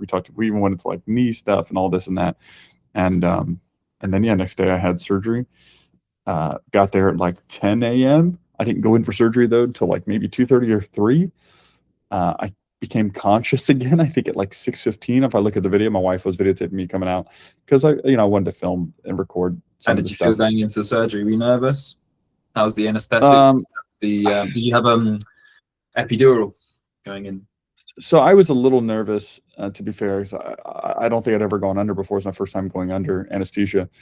And now there was no epidural, or maybe they did it afterwards. I think they probably did. I think there was a local anesthetic, and then there was like, I had fentanyl. That was one of the questions someone asked me, was, how was the fentanyl? I'm like, I don't know. I was kind of out of it, but it was, I don't like needles. I don't like surgery. So I just don't. you weren't put to sleep I was. You have to. Yeah, yeah. But I was there. I was started taking drugs. They started giving me drugs at like 10:30. So I got there at 10. Immediately went back, changed. They immediately started giving me drugs. I was on drugs for all the rest of the day. They start you with fentanyl, and then the parents come. My mom and my wife were there. They came back and they just chatted with me for like maybe 30 minutes before they took me back. And I remember everything up to the gas. Mm. I remember everything, like, because I went in there, in the surgical room. They lay you on the table. It's really uncomfortable and cold, and everyone's all hazmated up, and you're joking with them, and then they give you the gas, and then you're gone. The next thing you know, you wake up and you're like just in a ton of pain. You're kind of groggy, and yeah. And so I was there from like 10 a.m. to like 7:30 at night. So that was quite different for me. I mean, pre-screening, I had a lot of blood tests coming up. Also, I had one blood test 2 weeks before, and then I sort of spoke to surgeons and stuff coming up to it. But the day before, nothing. The day of, we all turn up on, everyone's having surgery that day, turns up at 7 in the morning. I was first to go in. They don't give you any drugs before it. They give you a choice between having the general anesthetic or a general anesthetic plus an epidural, which is an injection into the spine to numb your body from the waist down. I chose not to have that because I've had general anesthetic before. I had a broken jaw, and I was fine with that. And I didn't really like the idea of numbing my my spine. But the funny thing about that general anesthetic is you are kept. It is a constant stream of anesthetic, and if they stop it, you wake up in 2 minutes. And I didn't want to wake up while someone's got my hip open. So yeah. That was the risk of not having the epidural, but yeah, fortunately I stayed asleep. But when I was going into it, they put you into a sort of side room. They give you the anesthetic, explain what's going to happen, and then they give you the mask, and then they put you under that. That's interesting. It is very different. Yeah, I mean, I was kind of back on a bed, had my anesthesia nurse come in, this other nurse, the physical therapist lady came in. I had tons of people coming and going all day long up until surgery, which again was like 4 hours of sitting back there on the bed, which I didn't like, but it would have been less had my surgery been earlier. But he did 4 surgeries that day, did 4 hip replacement surgeries that day, which apparently was light. Normally does 5. And same for us. And I was the very last one, so I was there forever. But yeah, I would want my guy to be like, I would want to be like second or third, so he's warmed up a little bit, but he's not right, exactly. But they said he had snack before, so he's not got low blood sugar. They said he ate right before, yeah, which is great. They're like, yeah, he doesn't take his lunch till after the 3rd one, so I was in good shape. But yeah, I there was no options for me. It was just, this is what we do. These are the drugs we use. This is, which is great. I don't want to make decisions either. You know what I mean? Like, you just do what's right for me. And there must have been a local and a general anesthetic, I believe. He said there was a local one. So, but I don't know if he used the word epidural ever. Okay. And then post-surgery, waking up, talk me through the first couple of days. Yeah, so this is what I think where there's a big difference in what we did, because I think I remember you being in a hospital for a while, but mine was an outpatient surgery, which means I leave that day. So I woke up at like 6:15 or so, and then they bring my family back and they're talking to me, asking me questions, and I get a little bit of applesauce, and then immediately, once the applesauce is gone, and I'm kind of like with it, they're handing me my clothes. I'm changing in my like I have sweatpants and t-shirt, and I'm walking to get you up and walking right away. Yeah. So are you sure? Yeah. I take a few steps, and then they take me over to stairs, and I climb like a set of like two steps of the stairs, up and down. And they want to teach you the mechanics, and my mom and wife filmed it all for me too. And then because there's a few small steps leading into hotels. What is like one, I think maybe like 2 steps.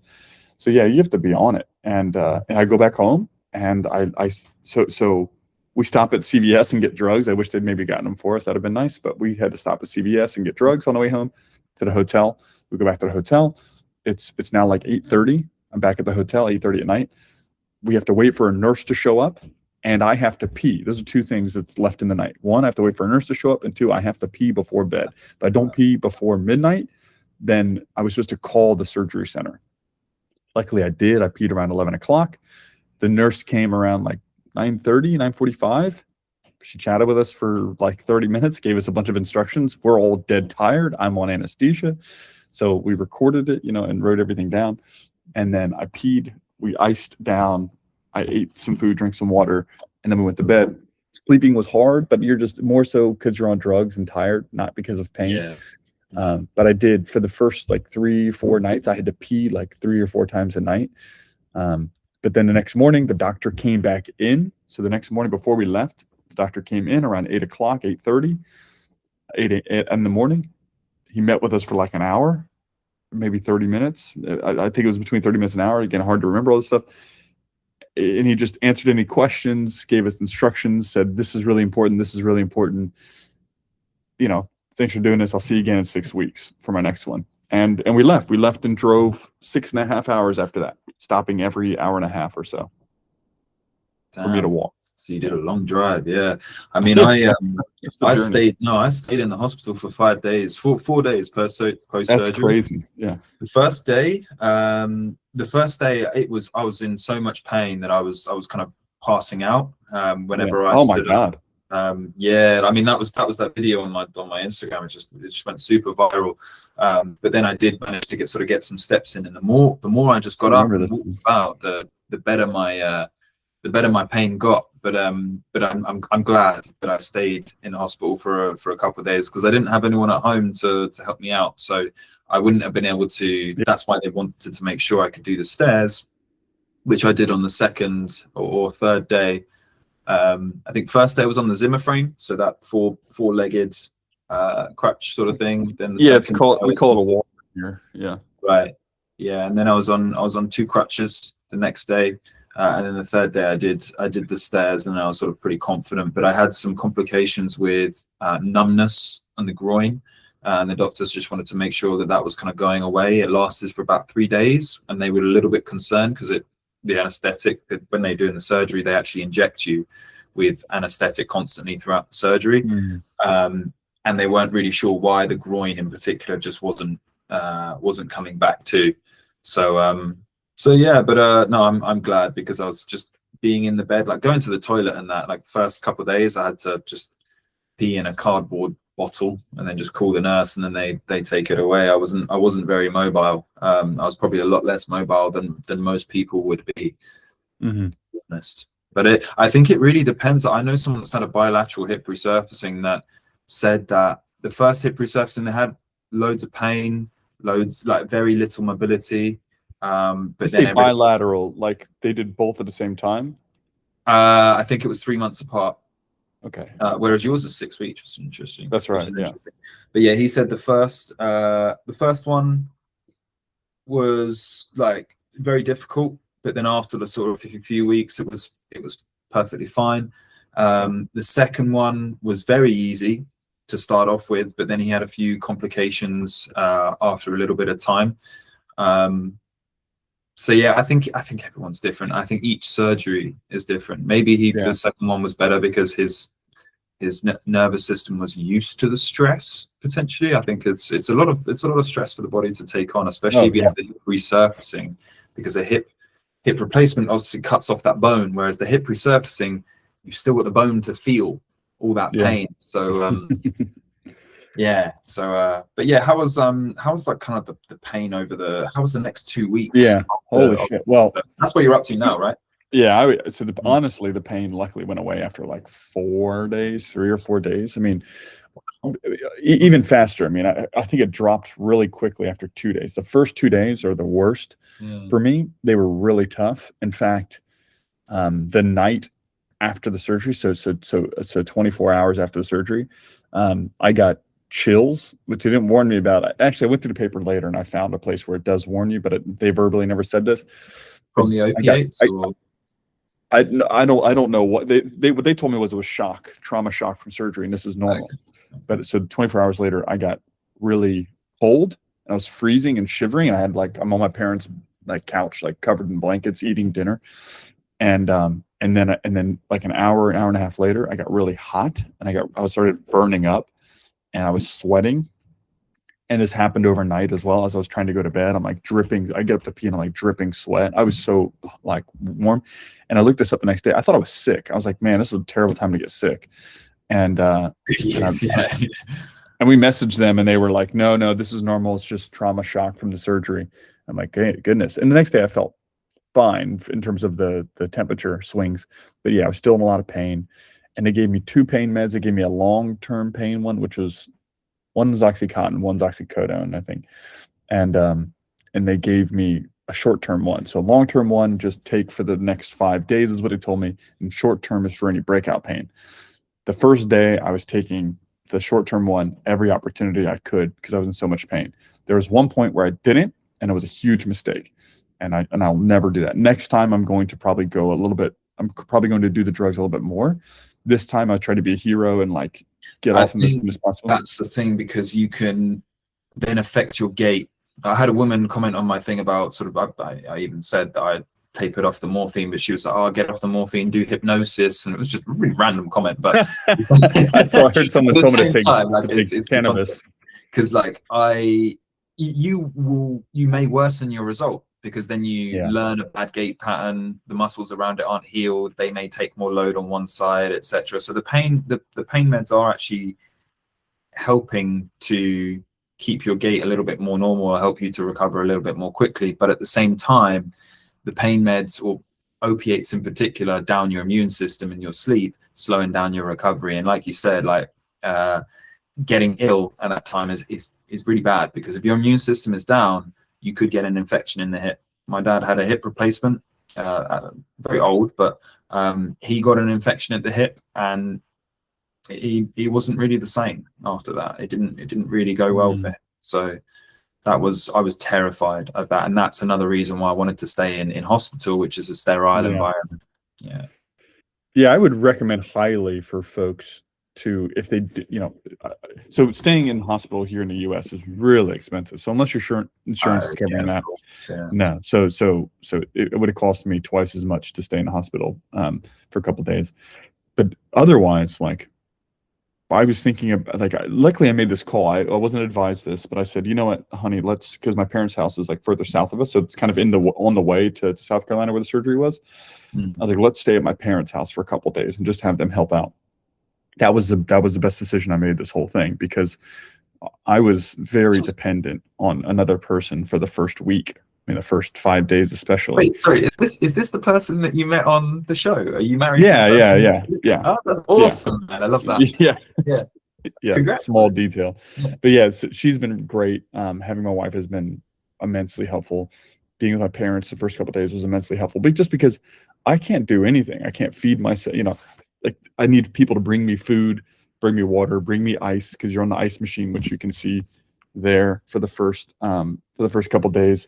I mean, I'm still icing now. I probably don't need to be, but I do it anyway, just because why not? I mean, the pain goes away. What do you mean by that? Are you icing your hip, or? Yeah, it's an ice pad that has ice. It has ice water, cold ice water going through it, and you stick it on the area to keep the swelling down. And I asked them, and they were like, "Do it as long as there's swelling." And I'm still kind of swollen where the hip is. It's just. I mean, I look like I had a PDL, bro. Like, you know how girls have those fucking hip dips. I literally, my one side was just like out like that. My bum looked really big. Like, I didn't want to take too many anti-inflammatories, because inflammation is a driver for healing, but obviously excess inflammation is not ideal. But I had loads of fluid, which would actually migrate and down my foot and make my foot very swollen. And I started eating a lot of pineapple, taking bromelain. And that did help to get rid of it. There was one day actually where I took a lot of turmeric to try to bring the inflammation down, a little bit of ibuprofen. And I feel like my journey has been a lot of the case where there's been like one day where I will linearly progress, but there'll be one day where I progress just a lot from morning to night, or from overnight or something like that. And there's been about 4 or 5 occasions in the last 6 weeks that's happened. My swelling was never, my feet were really swollen the first 4 or 5 days, and that went away by the time I went home for my parents. But I didn't, it never really was too much of an issue. I mean, my butt, like I said, I think is still a little swollen, but the pain was the biggest. The posterior approach, yeah, that's right. Yeah, the pain was the biggest thing, but that went away. The bulk of the pain went away in 2 days. But then after that, I still had some lingering pain. But again, I kind of got off drugs faster than I was supposed to. They gave me 5 days of long pain meds. I think I only took that for 3 days, or 2.5 days. And then the short pain meds, I stopped after that as well. I think maybe I took it once on the third. No, I didn't take it on the third day. I only took it the first 2 days. So I was a bit cavalier with it. And I'll tell you right now, I won't do that again next time. I will probably do that a little bit longer, just because there were several moments where it came back and I was in a lot of trouble. It happened at night, so it disrupts your sleep. So, there's a little balance there. Maybe the opiates don't help you sleep as well, but the pain definitely doesn't help you sleep. So one of it's the a bit of a worst balance. things, laying on my back, not being able to. I'm a side Yeah. sleeper, so Really? Yeah. yeah, that was tough, man. I mean, I stayed on pain meds or the opiates for like 2 weeks, maybe. I had quite a lot of pain, to be fair. And then I sort of was just taking paracetamol and maybe a little bit of cocodamol, up to about 4 weeks. If I had a particularly bad day where I just maybe pushed it a little bit too hard that day and just kind of had to lay down and Yeah, interesting. I mean, so again, the biggest pain was first 2 days, but then there was still lingering pain for till about the 5th day. And the 5th day, I was like, "Oh, I'm good." The PT was easy. No muscle pain. Yeah, I felt pretty great. Yeah, and I was able to bro, walk because obviously around without much issue. they cut the piriformis and you have the bone pain and that's quite amazing. Potentially, I was you were surprised. so used to being in such bad pain because you couldn't even stand that. Right. You had downregulated the pain. This is what they recommended, though. Honestly, like that's what the doctor said. He was, people are on one cane or one crutch by the 7th day, and I was too. I carried it on a little bit more though. I said no. Everything that they told me was like, they said if we could just have you lay down and not move for 6 weeks, that's what we would do. So I took that to the heart, and I was like, okay, I'll just take it easy. But I moved to the cane within 10 days. I could have done it within 7, and then I'm off the cane in the house within like 12 days. So I find that a strange thing to say, because it's the weight bearing that causes the bone to adapt. I'm with you. I think that maybe they're a bit too and to move is to get blood flow.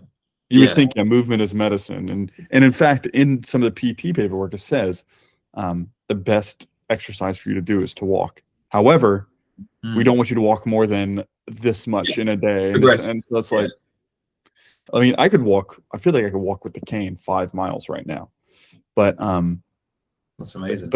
But they don't want you to. I mean, I'm not supposed to walk more than half a mile at this moment. I mean, at the point where your gait starts to worsen, that's where it's like, for example, for me, when I was walking with one crutch, I kept the crutch up until 4 weeks because I had a slight limp, and you don't want to sort of keep. You might. I was just literally just tapping the crutch as I was walking with that right side, but I was putting most of the weight through that left side. But I find that interesting that they want you to get off the crutch so quickly, because then surely that causes. They don't want you off the crutch. So they want you on the cane. Yes. So cane or one crutch within 7 to 10 days. But the cane they want you to walk with for 2 weeks after that. So I should be they said bring the crutch with you after that. So when I go on my long walks, I'll be carrying the cane or the crutch. Within 3 weeks, they want me with off of it, but just bringing it with me in case I need it, is what they said. Okay. Yeah, that's kind of what I did eventually. But I think it took me a little bit longer to recover. Which is interesting, because you're not doing the standing exercises, and I was. That's the thing I don't get, and I want you to send me what you're doing so I can send it to my people, because I would like to. I think you need to strengthen the glutes here. Like this is, and they do have me doing glute activation exercises. Yeah. They have me doing glute activation exercises twice a day, so once in the morning and once in the evening. Like I lay flat and I tighten up my thigh and my glute, and I kind of just tense it up and hold for 5 seconds and then release. Hold for 5 seconds and release. And I do this 30 reps for a single set twice a day. But I have no side leg lift exercises or anything. So Interesting. I'll send that to you afterwards. I think we'll keep that for an after call discussion because I think we're running out of time. But okay, cool. So we've gone through medication, differences in physical therapy. I'll just give you a rough overview of what I was doing for physical therapy. I was doing lying exercises. I was doing standing exercises where I'd lift the knee, doing some sort of balancing on one leg, though that was more so after like 2 weeks, and that was one of the things that really got me back to good walking gait. Now I'm doing sort of some more banded stuff. I'm walking pretty much with perfect walking gait at the moment, though I do get tired. That's great. in my glute medius. How long are you walking right now? I can do about half an hour, but some days it gets tired. I mean, if I've had a bad sleep, it's just like when you go to the gym and you've had a bad sleep, you're not going to lift as much, and you're going to get tired, and you're going to feel more fatigue, you're going to feel more pain, and inflammation is going to be higher. So day to day, again, it's not linear, but that's dependent on other factors, not necessarily on how quickly I'm healing. So, yeah, and I just wanted to make sure I had my questions available as well. Yeah, here we go. They're there. Okay. Cool. So yeah, my experience up to where I'm at 6 weeks, my life is pretty normal. I can kind of carry things like shopping, but I'm still being a little bit cautious to be as progressive as possible. I probably could weather carrying heavy shopping maybe, but I've not done it yet. So the idea is to do that for a very short period of time. I'll do like kind of increase the weight as I'm going through. I'm able to walk upstairs doing 2 steps at a time now.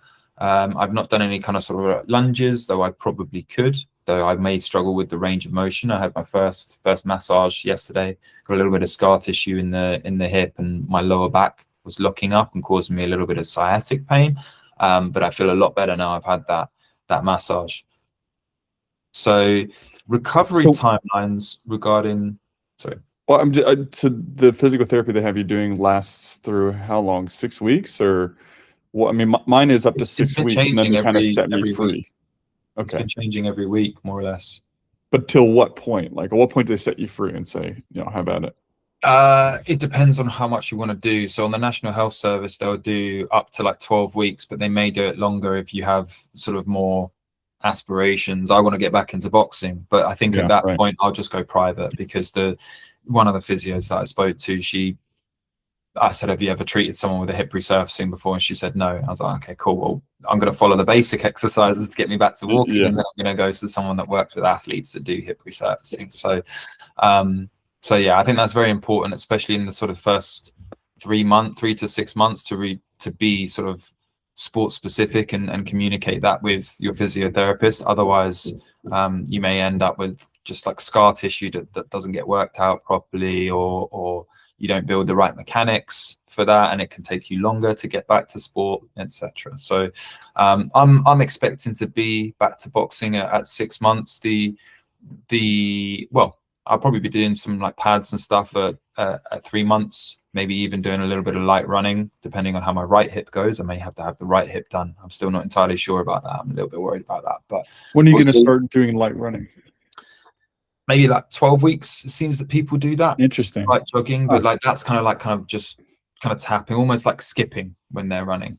Yeah. Some people, I don't think they want me doing that yet. Really? Before 6 months. So I think 6 weeks kind of like there's no limit. Like they will only want me walking a mile up to 6 weeks. But then once 6 weeks comes, then I'm like, the limit is extended to like whatever's comfortable. But I can't do anything aggressive until 6 months. Well, aggressive, including running. If you think about it, with like walking, you're kind of like heel striking, right? You're getting a lot of that weight coming up through into your hip was not really bending the leg, but you can run with like very short strides, very much on the kind of on your toes, just kind of taking a lot of it through your quads, a lot of it through your calves, through your glutes, and that helps to sort of almost act as suspension for the hip. So it's not, but obviously if I was like driving my foot into the ground, like sprinting with like Yeah, I think it depends. I think No, it I agree with you. I mean, especially if they're saying I can go, like they're telling me I can go play basketball, for example, after 6 months. Well, I wouldn't want to just start playing basketball. You know what I mean? Like, I feel like there should be Mm. more of a ramping up into that, like doing some kind of Yeah, I would jogging say so. earlier. Yeah.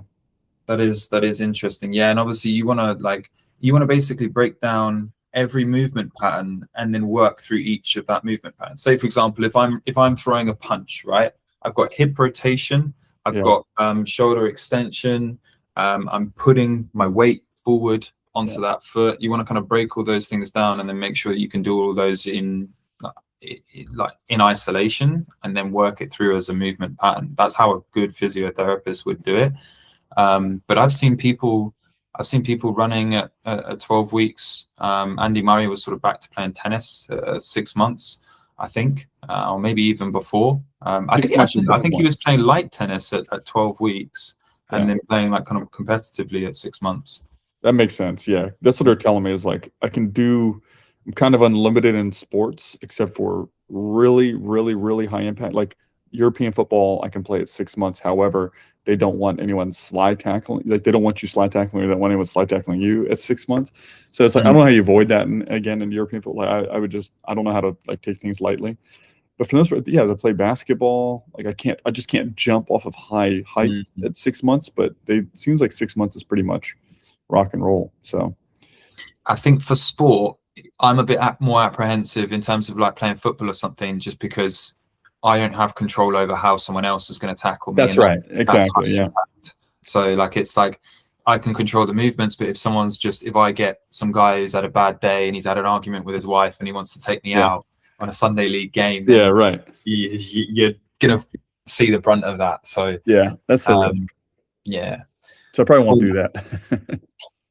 So biggest difficulties before and after the surgery. I think we've kind of already discussed that.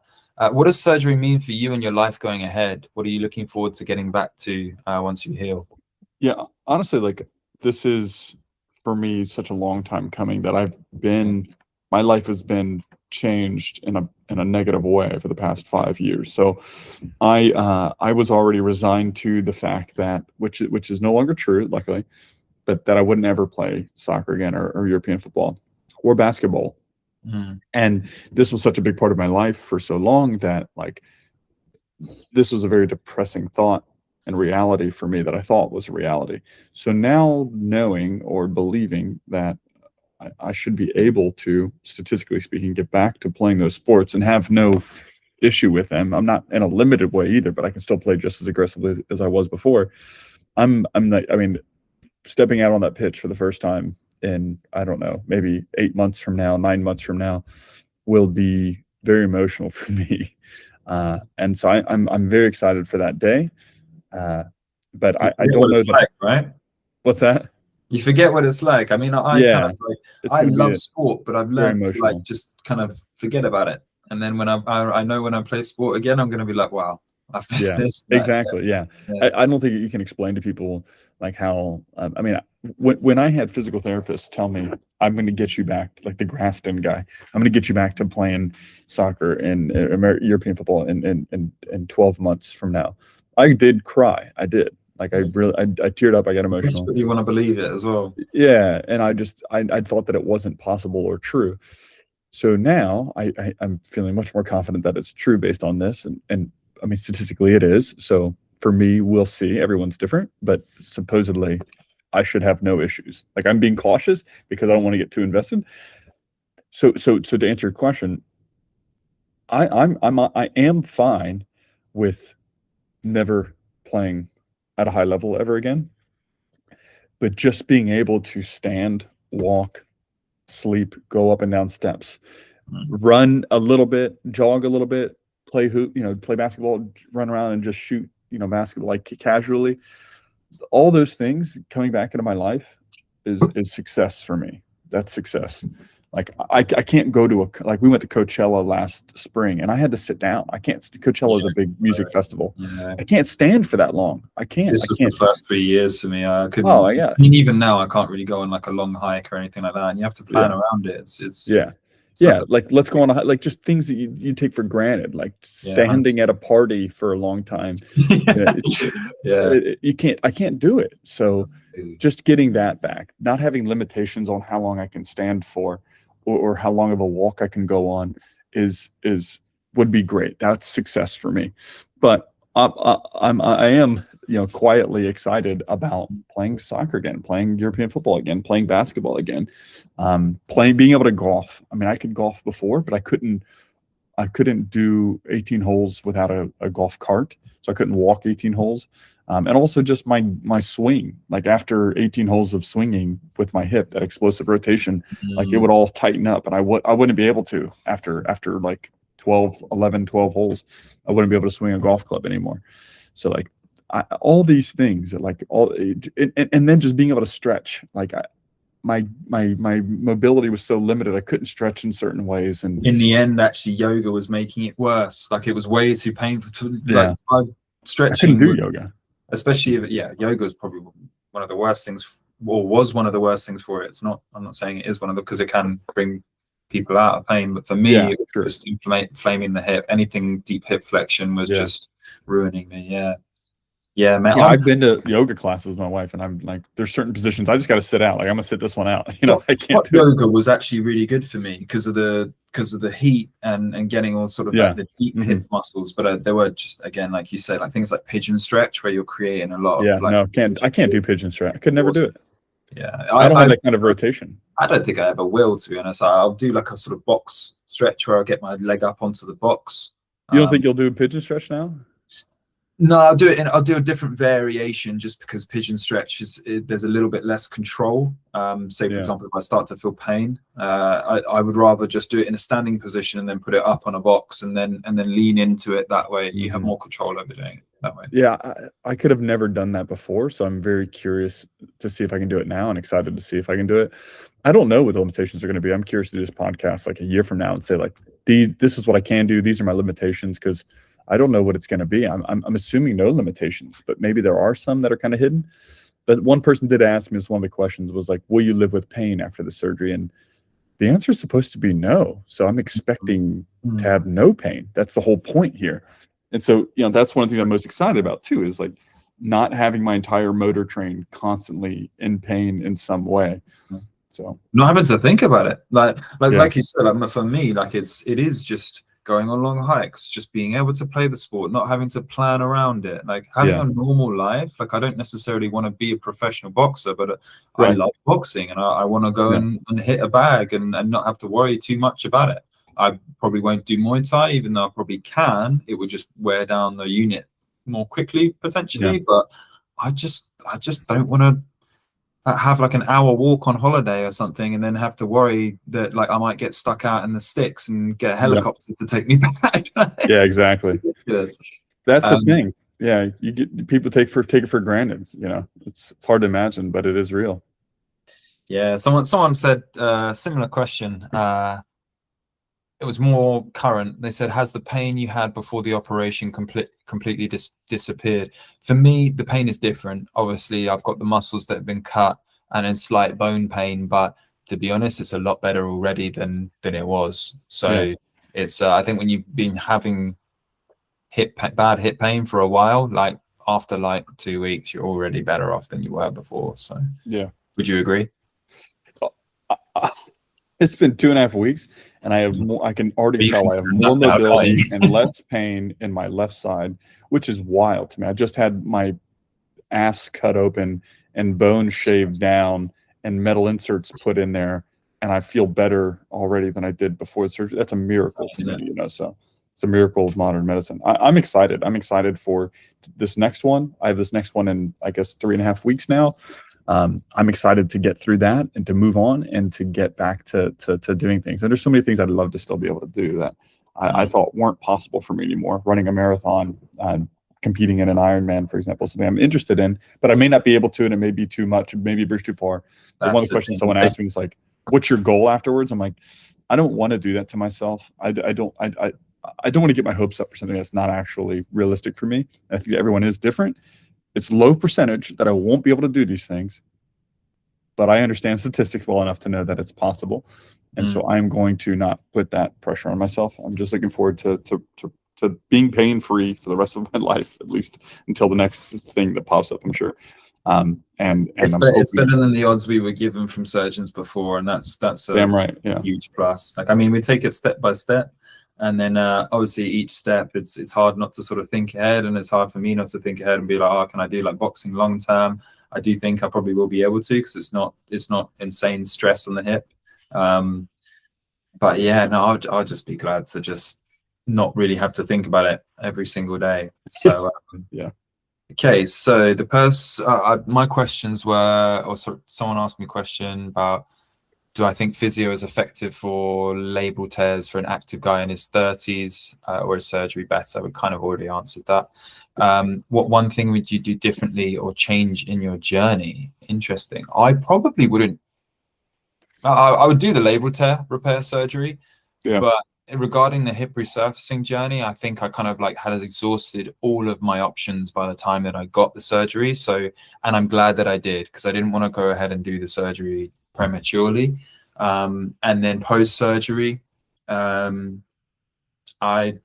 don't think I would have changed anything. I think if I were to do it again, I would probably go home and then have someone help me. But yeah, hopefully I'll have the option for that in the future. Yeah, for me, I maybe a little different perspective than yours. I don't know that I would wait as long. I mean, people are telling me, and people say, you know, and I agree, this is the right way to think about it. But like, hey, you waited 5 years, yeah, but at least you exhausted all these options. You did all the physical therapy, you did this, you did all your research. I'm a little bit, a little less like optimistic about that. I think for me, no, I'd go back in time. I would hear about hip resurfacing, and I would probably do it pretty quickly. Maybe I'd have less confidence in the surgery because I didn't exhaust all options. But I don't need that much certainty. Like I would never wait another year to see if things change. Like I know for a fact now, knowing my situation, that this is the right thing for me. So I'd probably go back and would do this sooner. I wish I had known. At least I wish I would have known this was an option. Yeah, no, I agree. Maybe it's me trying to manage regret. But like, yeah, I mean, I had to turn down a lot. And you're younger than me, that's fine. Sorry? And you're younger than me, and you still have like, I had to turn down a lot of modeling work, man. It's like, I think like very big jobs, which paid a lot of money, would have been really cool to do, sport orientated. I just had to turn around and say, no, sorry, I can't run. Frustrating. Yeah. So, okay. Has the pain before? Okay, it's more or less the same question. Decision to go. So again, ceramic. Choosing the surgeon. I didn't have a choice. You did. Was it worth it? I mean, yeah. Yeah. Without time will tell, but I question. think it's a very easy thing to answer. Yeah. Cool, man. Did you have any more questions regarding your Let's see here. Yeah, one person asked about one specific goal written down and working towards. Yeah, I answered that. For me, I just want to get better, and then we'll go from there. I'll set some goals afterwards for sure. I'm looking forward to that. How long would the surgery how long does surgery last? Is in other surgeries later in life be likely? We talked about that. I think it's about an hour, isn't it? You're in surgery for about an hour. She's asking. This woman is asking about how long will the implant last? How long will the joint last? Which we did talk about that. Yeah. I'm gonna just skip through some of the jokey ones. There's a lot of like people joking around. Oh, I got a few like, are you single? I was like, right. Yeah. There's some arsenal questions. Yeah, people asking questions. So are you single? Well, yeah, you didn't have anyone helping you out with the surgery afterwards. Yeah. Well, I mean, honestly, too, and like if I was single, this would affect my dating life, I'm sure, too. Like you're not able to go out and stand for long times at the bar or the club. Oh, this is the thing, bro. I've had the opportunity, but my hips don't work right now. So well, there's that too. Yeah. Right. Yeah, that's another thing I'm looking forward to post surgery. But yeah, my wife as well. So let's see here. Why 2 surgeries? Yeah, one at a time. Yeah, I mean, we talked about this whole thing. Is like that is interesting though. I've heard of some people very quick. Most people do it 3 months. So from what I've seen, most people do the second one 3 months after. But I guess where I'm at 6 weeks, I could manage doing my right now. Maybe I would probably wait until 8 weeks because I'm not quite there. and I would want that left leg to be fully strong. But I reckon 8 weeks be a kind of perfect sweet spot for me. But you're ahead of me, so I reckon you're ahead of where I was at 2 weeks. So I reckon you'll be fine, bro. Yeah, you made me a little nervous thinking about it because you do have to put all the weight on now your surgical hip. Because I mean, I'm relying But then heavily you on can my use right. the crutches for a longer period of time, and then Yeah. like you might as well just get it done earlier whilst that's healing. That's how I feel. Use the crutches, just get someone to help you out a little bit. I would more. get both done at the same time if it was an option. I mean, I'm ready to move, man. I'm ready to go. So I'm very eager. That might affect your walking gait, then, no? Yeah, it's probably not smart. I'm just saying, In an ideal world, yeah.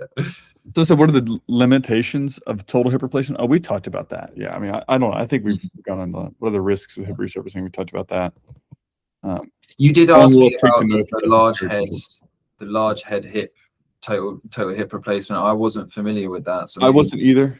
If I would go back to do it again, I would research that one. Right, but I still don't think, based on all the things I know about total hip replacement limitations in general, even if the mechanics were better on large ball, like there's still the revision surgery risk, and I'd rather keep more bone than lose bone. And I've got this surgeon who I know is fantastic at this one thing. So, though it does make sense if it's a bigger head, then it would be spread over a wider area. So, the risk of dislocation is probably lower as well because of the larger head. Because that's one of the reasons that total hip replacement has a dislocation risk, is because of the smaller ball. Oh, is that true? Yeah, that makes sense. That does make sense. I wouldn't know, mate. Yeah. Yeah. Well, and the rest of the questions I'll just answer individually. But we are 2 hours in here now, so I'm excited to see the rest of your journey, though. I hope that yours is great. I hope we can do this again maybe in a couple of weeks. Maybe after my second one, and then you've had a chance to reach. You start to do some light jogging at that point. Like I'd love to see, how quickly you get to that point. Yeah, I like I said, I've had this inflammation a bit on the right side. It feels a little bit like how it felt on the left side, and I'm hoping it's just like some hip flexor pain or something like that. It's hard to tell. I did have this pain when I had the injection before, so I mean, to be honest, I can manage the inflammation with injections for a short period of time, and I do have a little bit of cartilage in that right hip, and I want to move away from London. And so I want to give myself at least like a year just before I do another surgery. Maybe I'll go get myself a girlfriend and then have someone to help me out. then you don't leave London. Then you're stuck in London. Well, I'm worried. This is what I'm worried about, and I hope it's not the case for you. Both of my hips, because this one was so bad, I think that's what made this one terrible. But now also I have problems in my knees, and I did have some of these issues before, but I'm hoping, and this is my goal, and this is optimism, but we'll never know until a year or two from now. But I'm hoping that fixing my hip joints, I can work on and fix the rest of my motor train, my knees, my calves, my thighs, my lower back, everything else that I was having problems with that were resulting from my hip issues. I hope go away, become fixed, become better because of it. But I am a little worried that my knees are also a problem that are going to prevent me from playing sports aggressively afterwards. But you won't know till you get there. And I'm hoping for you, your other hip is symptomatic because of your one major hip issue. So hopefully fixing that, you can now work on and isolate and focus on fixing that other side, which will prevent it from becoming bad and to the point that you need surgery. Yeah, I'm the same with my shoulders as well. I hope I just don't have an overall genetic condition for all my joints. But I think when I was young, I had a labral tear on my left shoulder. I've always had issues with that. But yeah, I mean, you never know. It's fine. We'll work on this. I wouldn't stress it. Don't start, catastrophizing. With the knee as well, to be honest, with the knee, because it only tracks forward and backwards. It's not like the hip where it can track in a 360. If it's just the tracking's out slightly, that's going to cause you knee pain. So just working on your walking gait, working on your QL, the muscle that attaches from the bottom of the ribs onto the top of the pelvis, that can jack up your hip on one side, especially if you're getting that one-sided hip pain. So working on sort of stretching that out, strengthening up the psoas. I think you might see a big improvement in your knee just from the hip. Yeah, and one thing that the folks were saying is, again, a bit of a distraction. People that aren't, there's a lot of bad information out there, but there is some stuff that kind of makes sense. Whereas like if all of your muscles are tight, your psoas, your iliacus, your thigh, your calves, and all that stuff, all of your joints are being jammed together. Compression, And so if you loosen all these muscles and activate your glutes more, and get everything else, all the muscles around these joints working properly, then ideally you'll reduce or mitigate as much as possible your joint pain. And I believe that that's true. However, there are some people out there that believe that that is the only reason for any of your hip problems. And if you have pain in your hip or your knee, it's only because of all these other muscular issues. And there's no need for surgery. Don't go anywhere near the knife and all of this. That's all bullshit. There are situations where that's true for some people, but if you're in my condition or your condition, the only option here to get back to playing sports and to get back to a pain-free life is to get surgery. Because I did all these other things. I worked. I mean, I've not that black and white as well. Some of the muscles, some of the muscles. I did it all. Worse, like yeah. So I'm glad I did this. I'm excited about what's to come. I'm ready for surgery number 2 on the other hip, and I hope I'm playing European football here soon. And we'll see. I told you I may be coming to London for I think 5 weeks after, either between 5 and 6 weeks after, depends on Arsenal makes it to the final of the Champions League or not. Yeah, so I'll be visiting London and at the end of May, and hopefully I can. The risk is it's going to be a lot of walking, traveling to London, walking around the tube, and going to an Arsenal game. It's a lot of walking. So. I avoided the tube at that point because it's like, you get the jerking and you might not necessarily always get a seat, but then you can just wait for. I just Ubered everywhere. It got really expensive. But one thing I would say about just before it leaves my head, when you've had tight muscles for a long period of time, and I see this a lot with my clients. Finding new mobility means you're at strong risk of getting injured because those muscles are locked down into that position, right? They're strong here. And that's one of the reasons why weak muscles get tight, because in the length and range, they're weak. So if you then release those muscles, I see this a lot with my clients, they do stretching and then they get injured straight away because they then have access to a range of motion that they're not strong in. This is why things like dynamic stretching and things like yoga are pretty good for sort of longer term mobility, because mobility is a combination of 2 things, strength and flexibility. If you just increase strength and flexibility, you actually increase your vulnerability to injury risk. So keep that in mind, because if you do start doing stretching, you feel muscles like, oh, okay, that feels really tight. Know that you probably need to strengthen that muscle up as well. Yeah, I think that's going to be the next time we talk, like going to be the focus for me is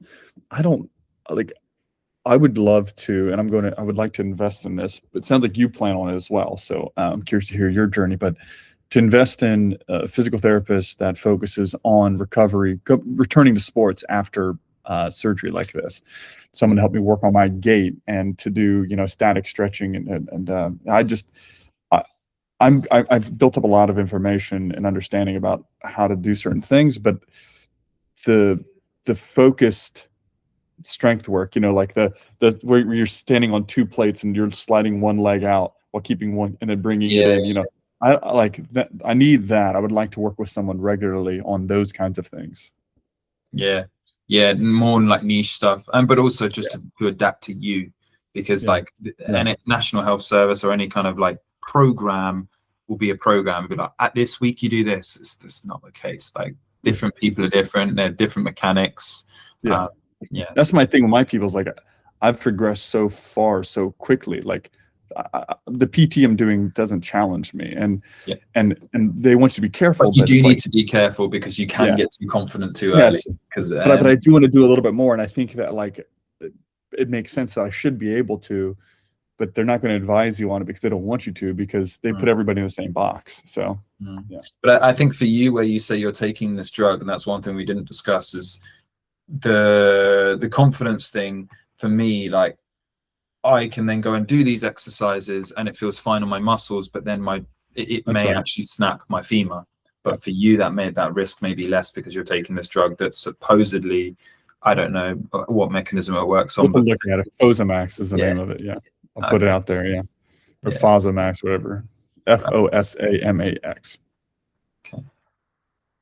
Mate, legend. It's been an Yeah, this absolute is awesome. pleasure. I'm gonna stop the recording now because I need to stop Okay. it before the end of the call. But yeah, man, absolute pleasure. Hope everyone enjoyed this, and it's got you've got more clarity. If you do need if you do have any questions or anything like that, please either drop it in the comments or drop me or Garrett a message. And I hope you guys gain some value from this.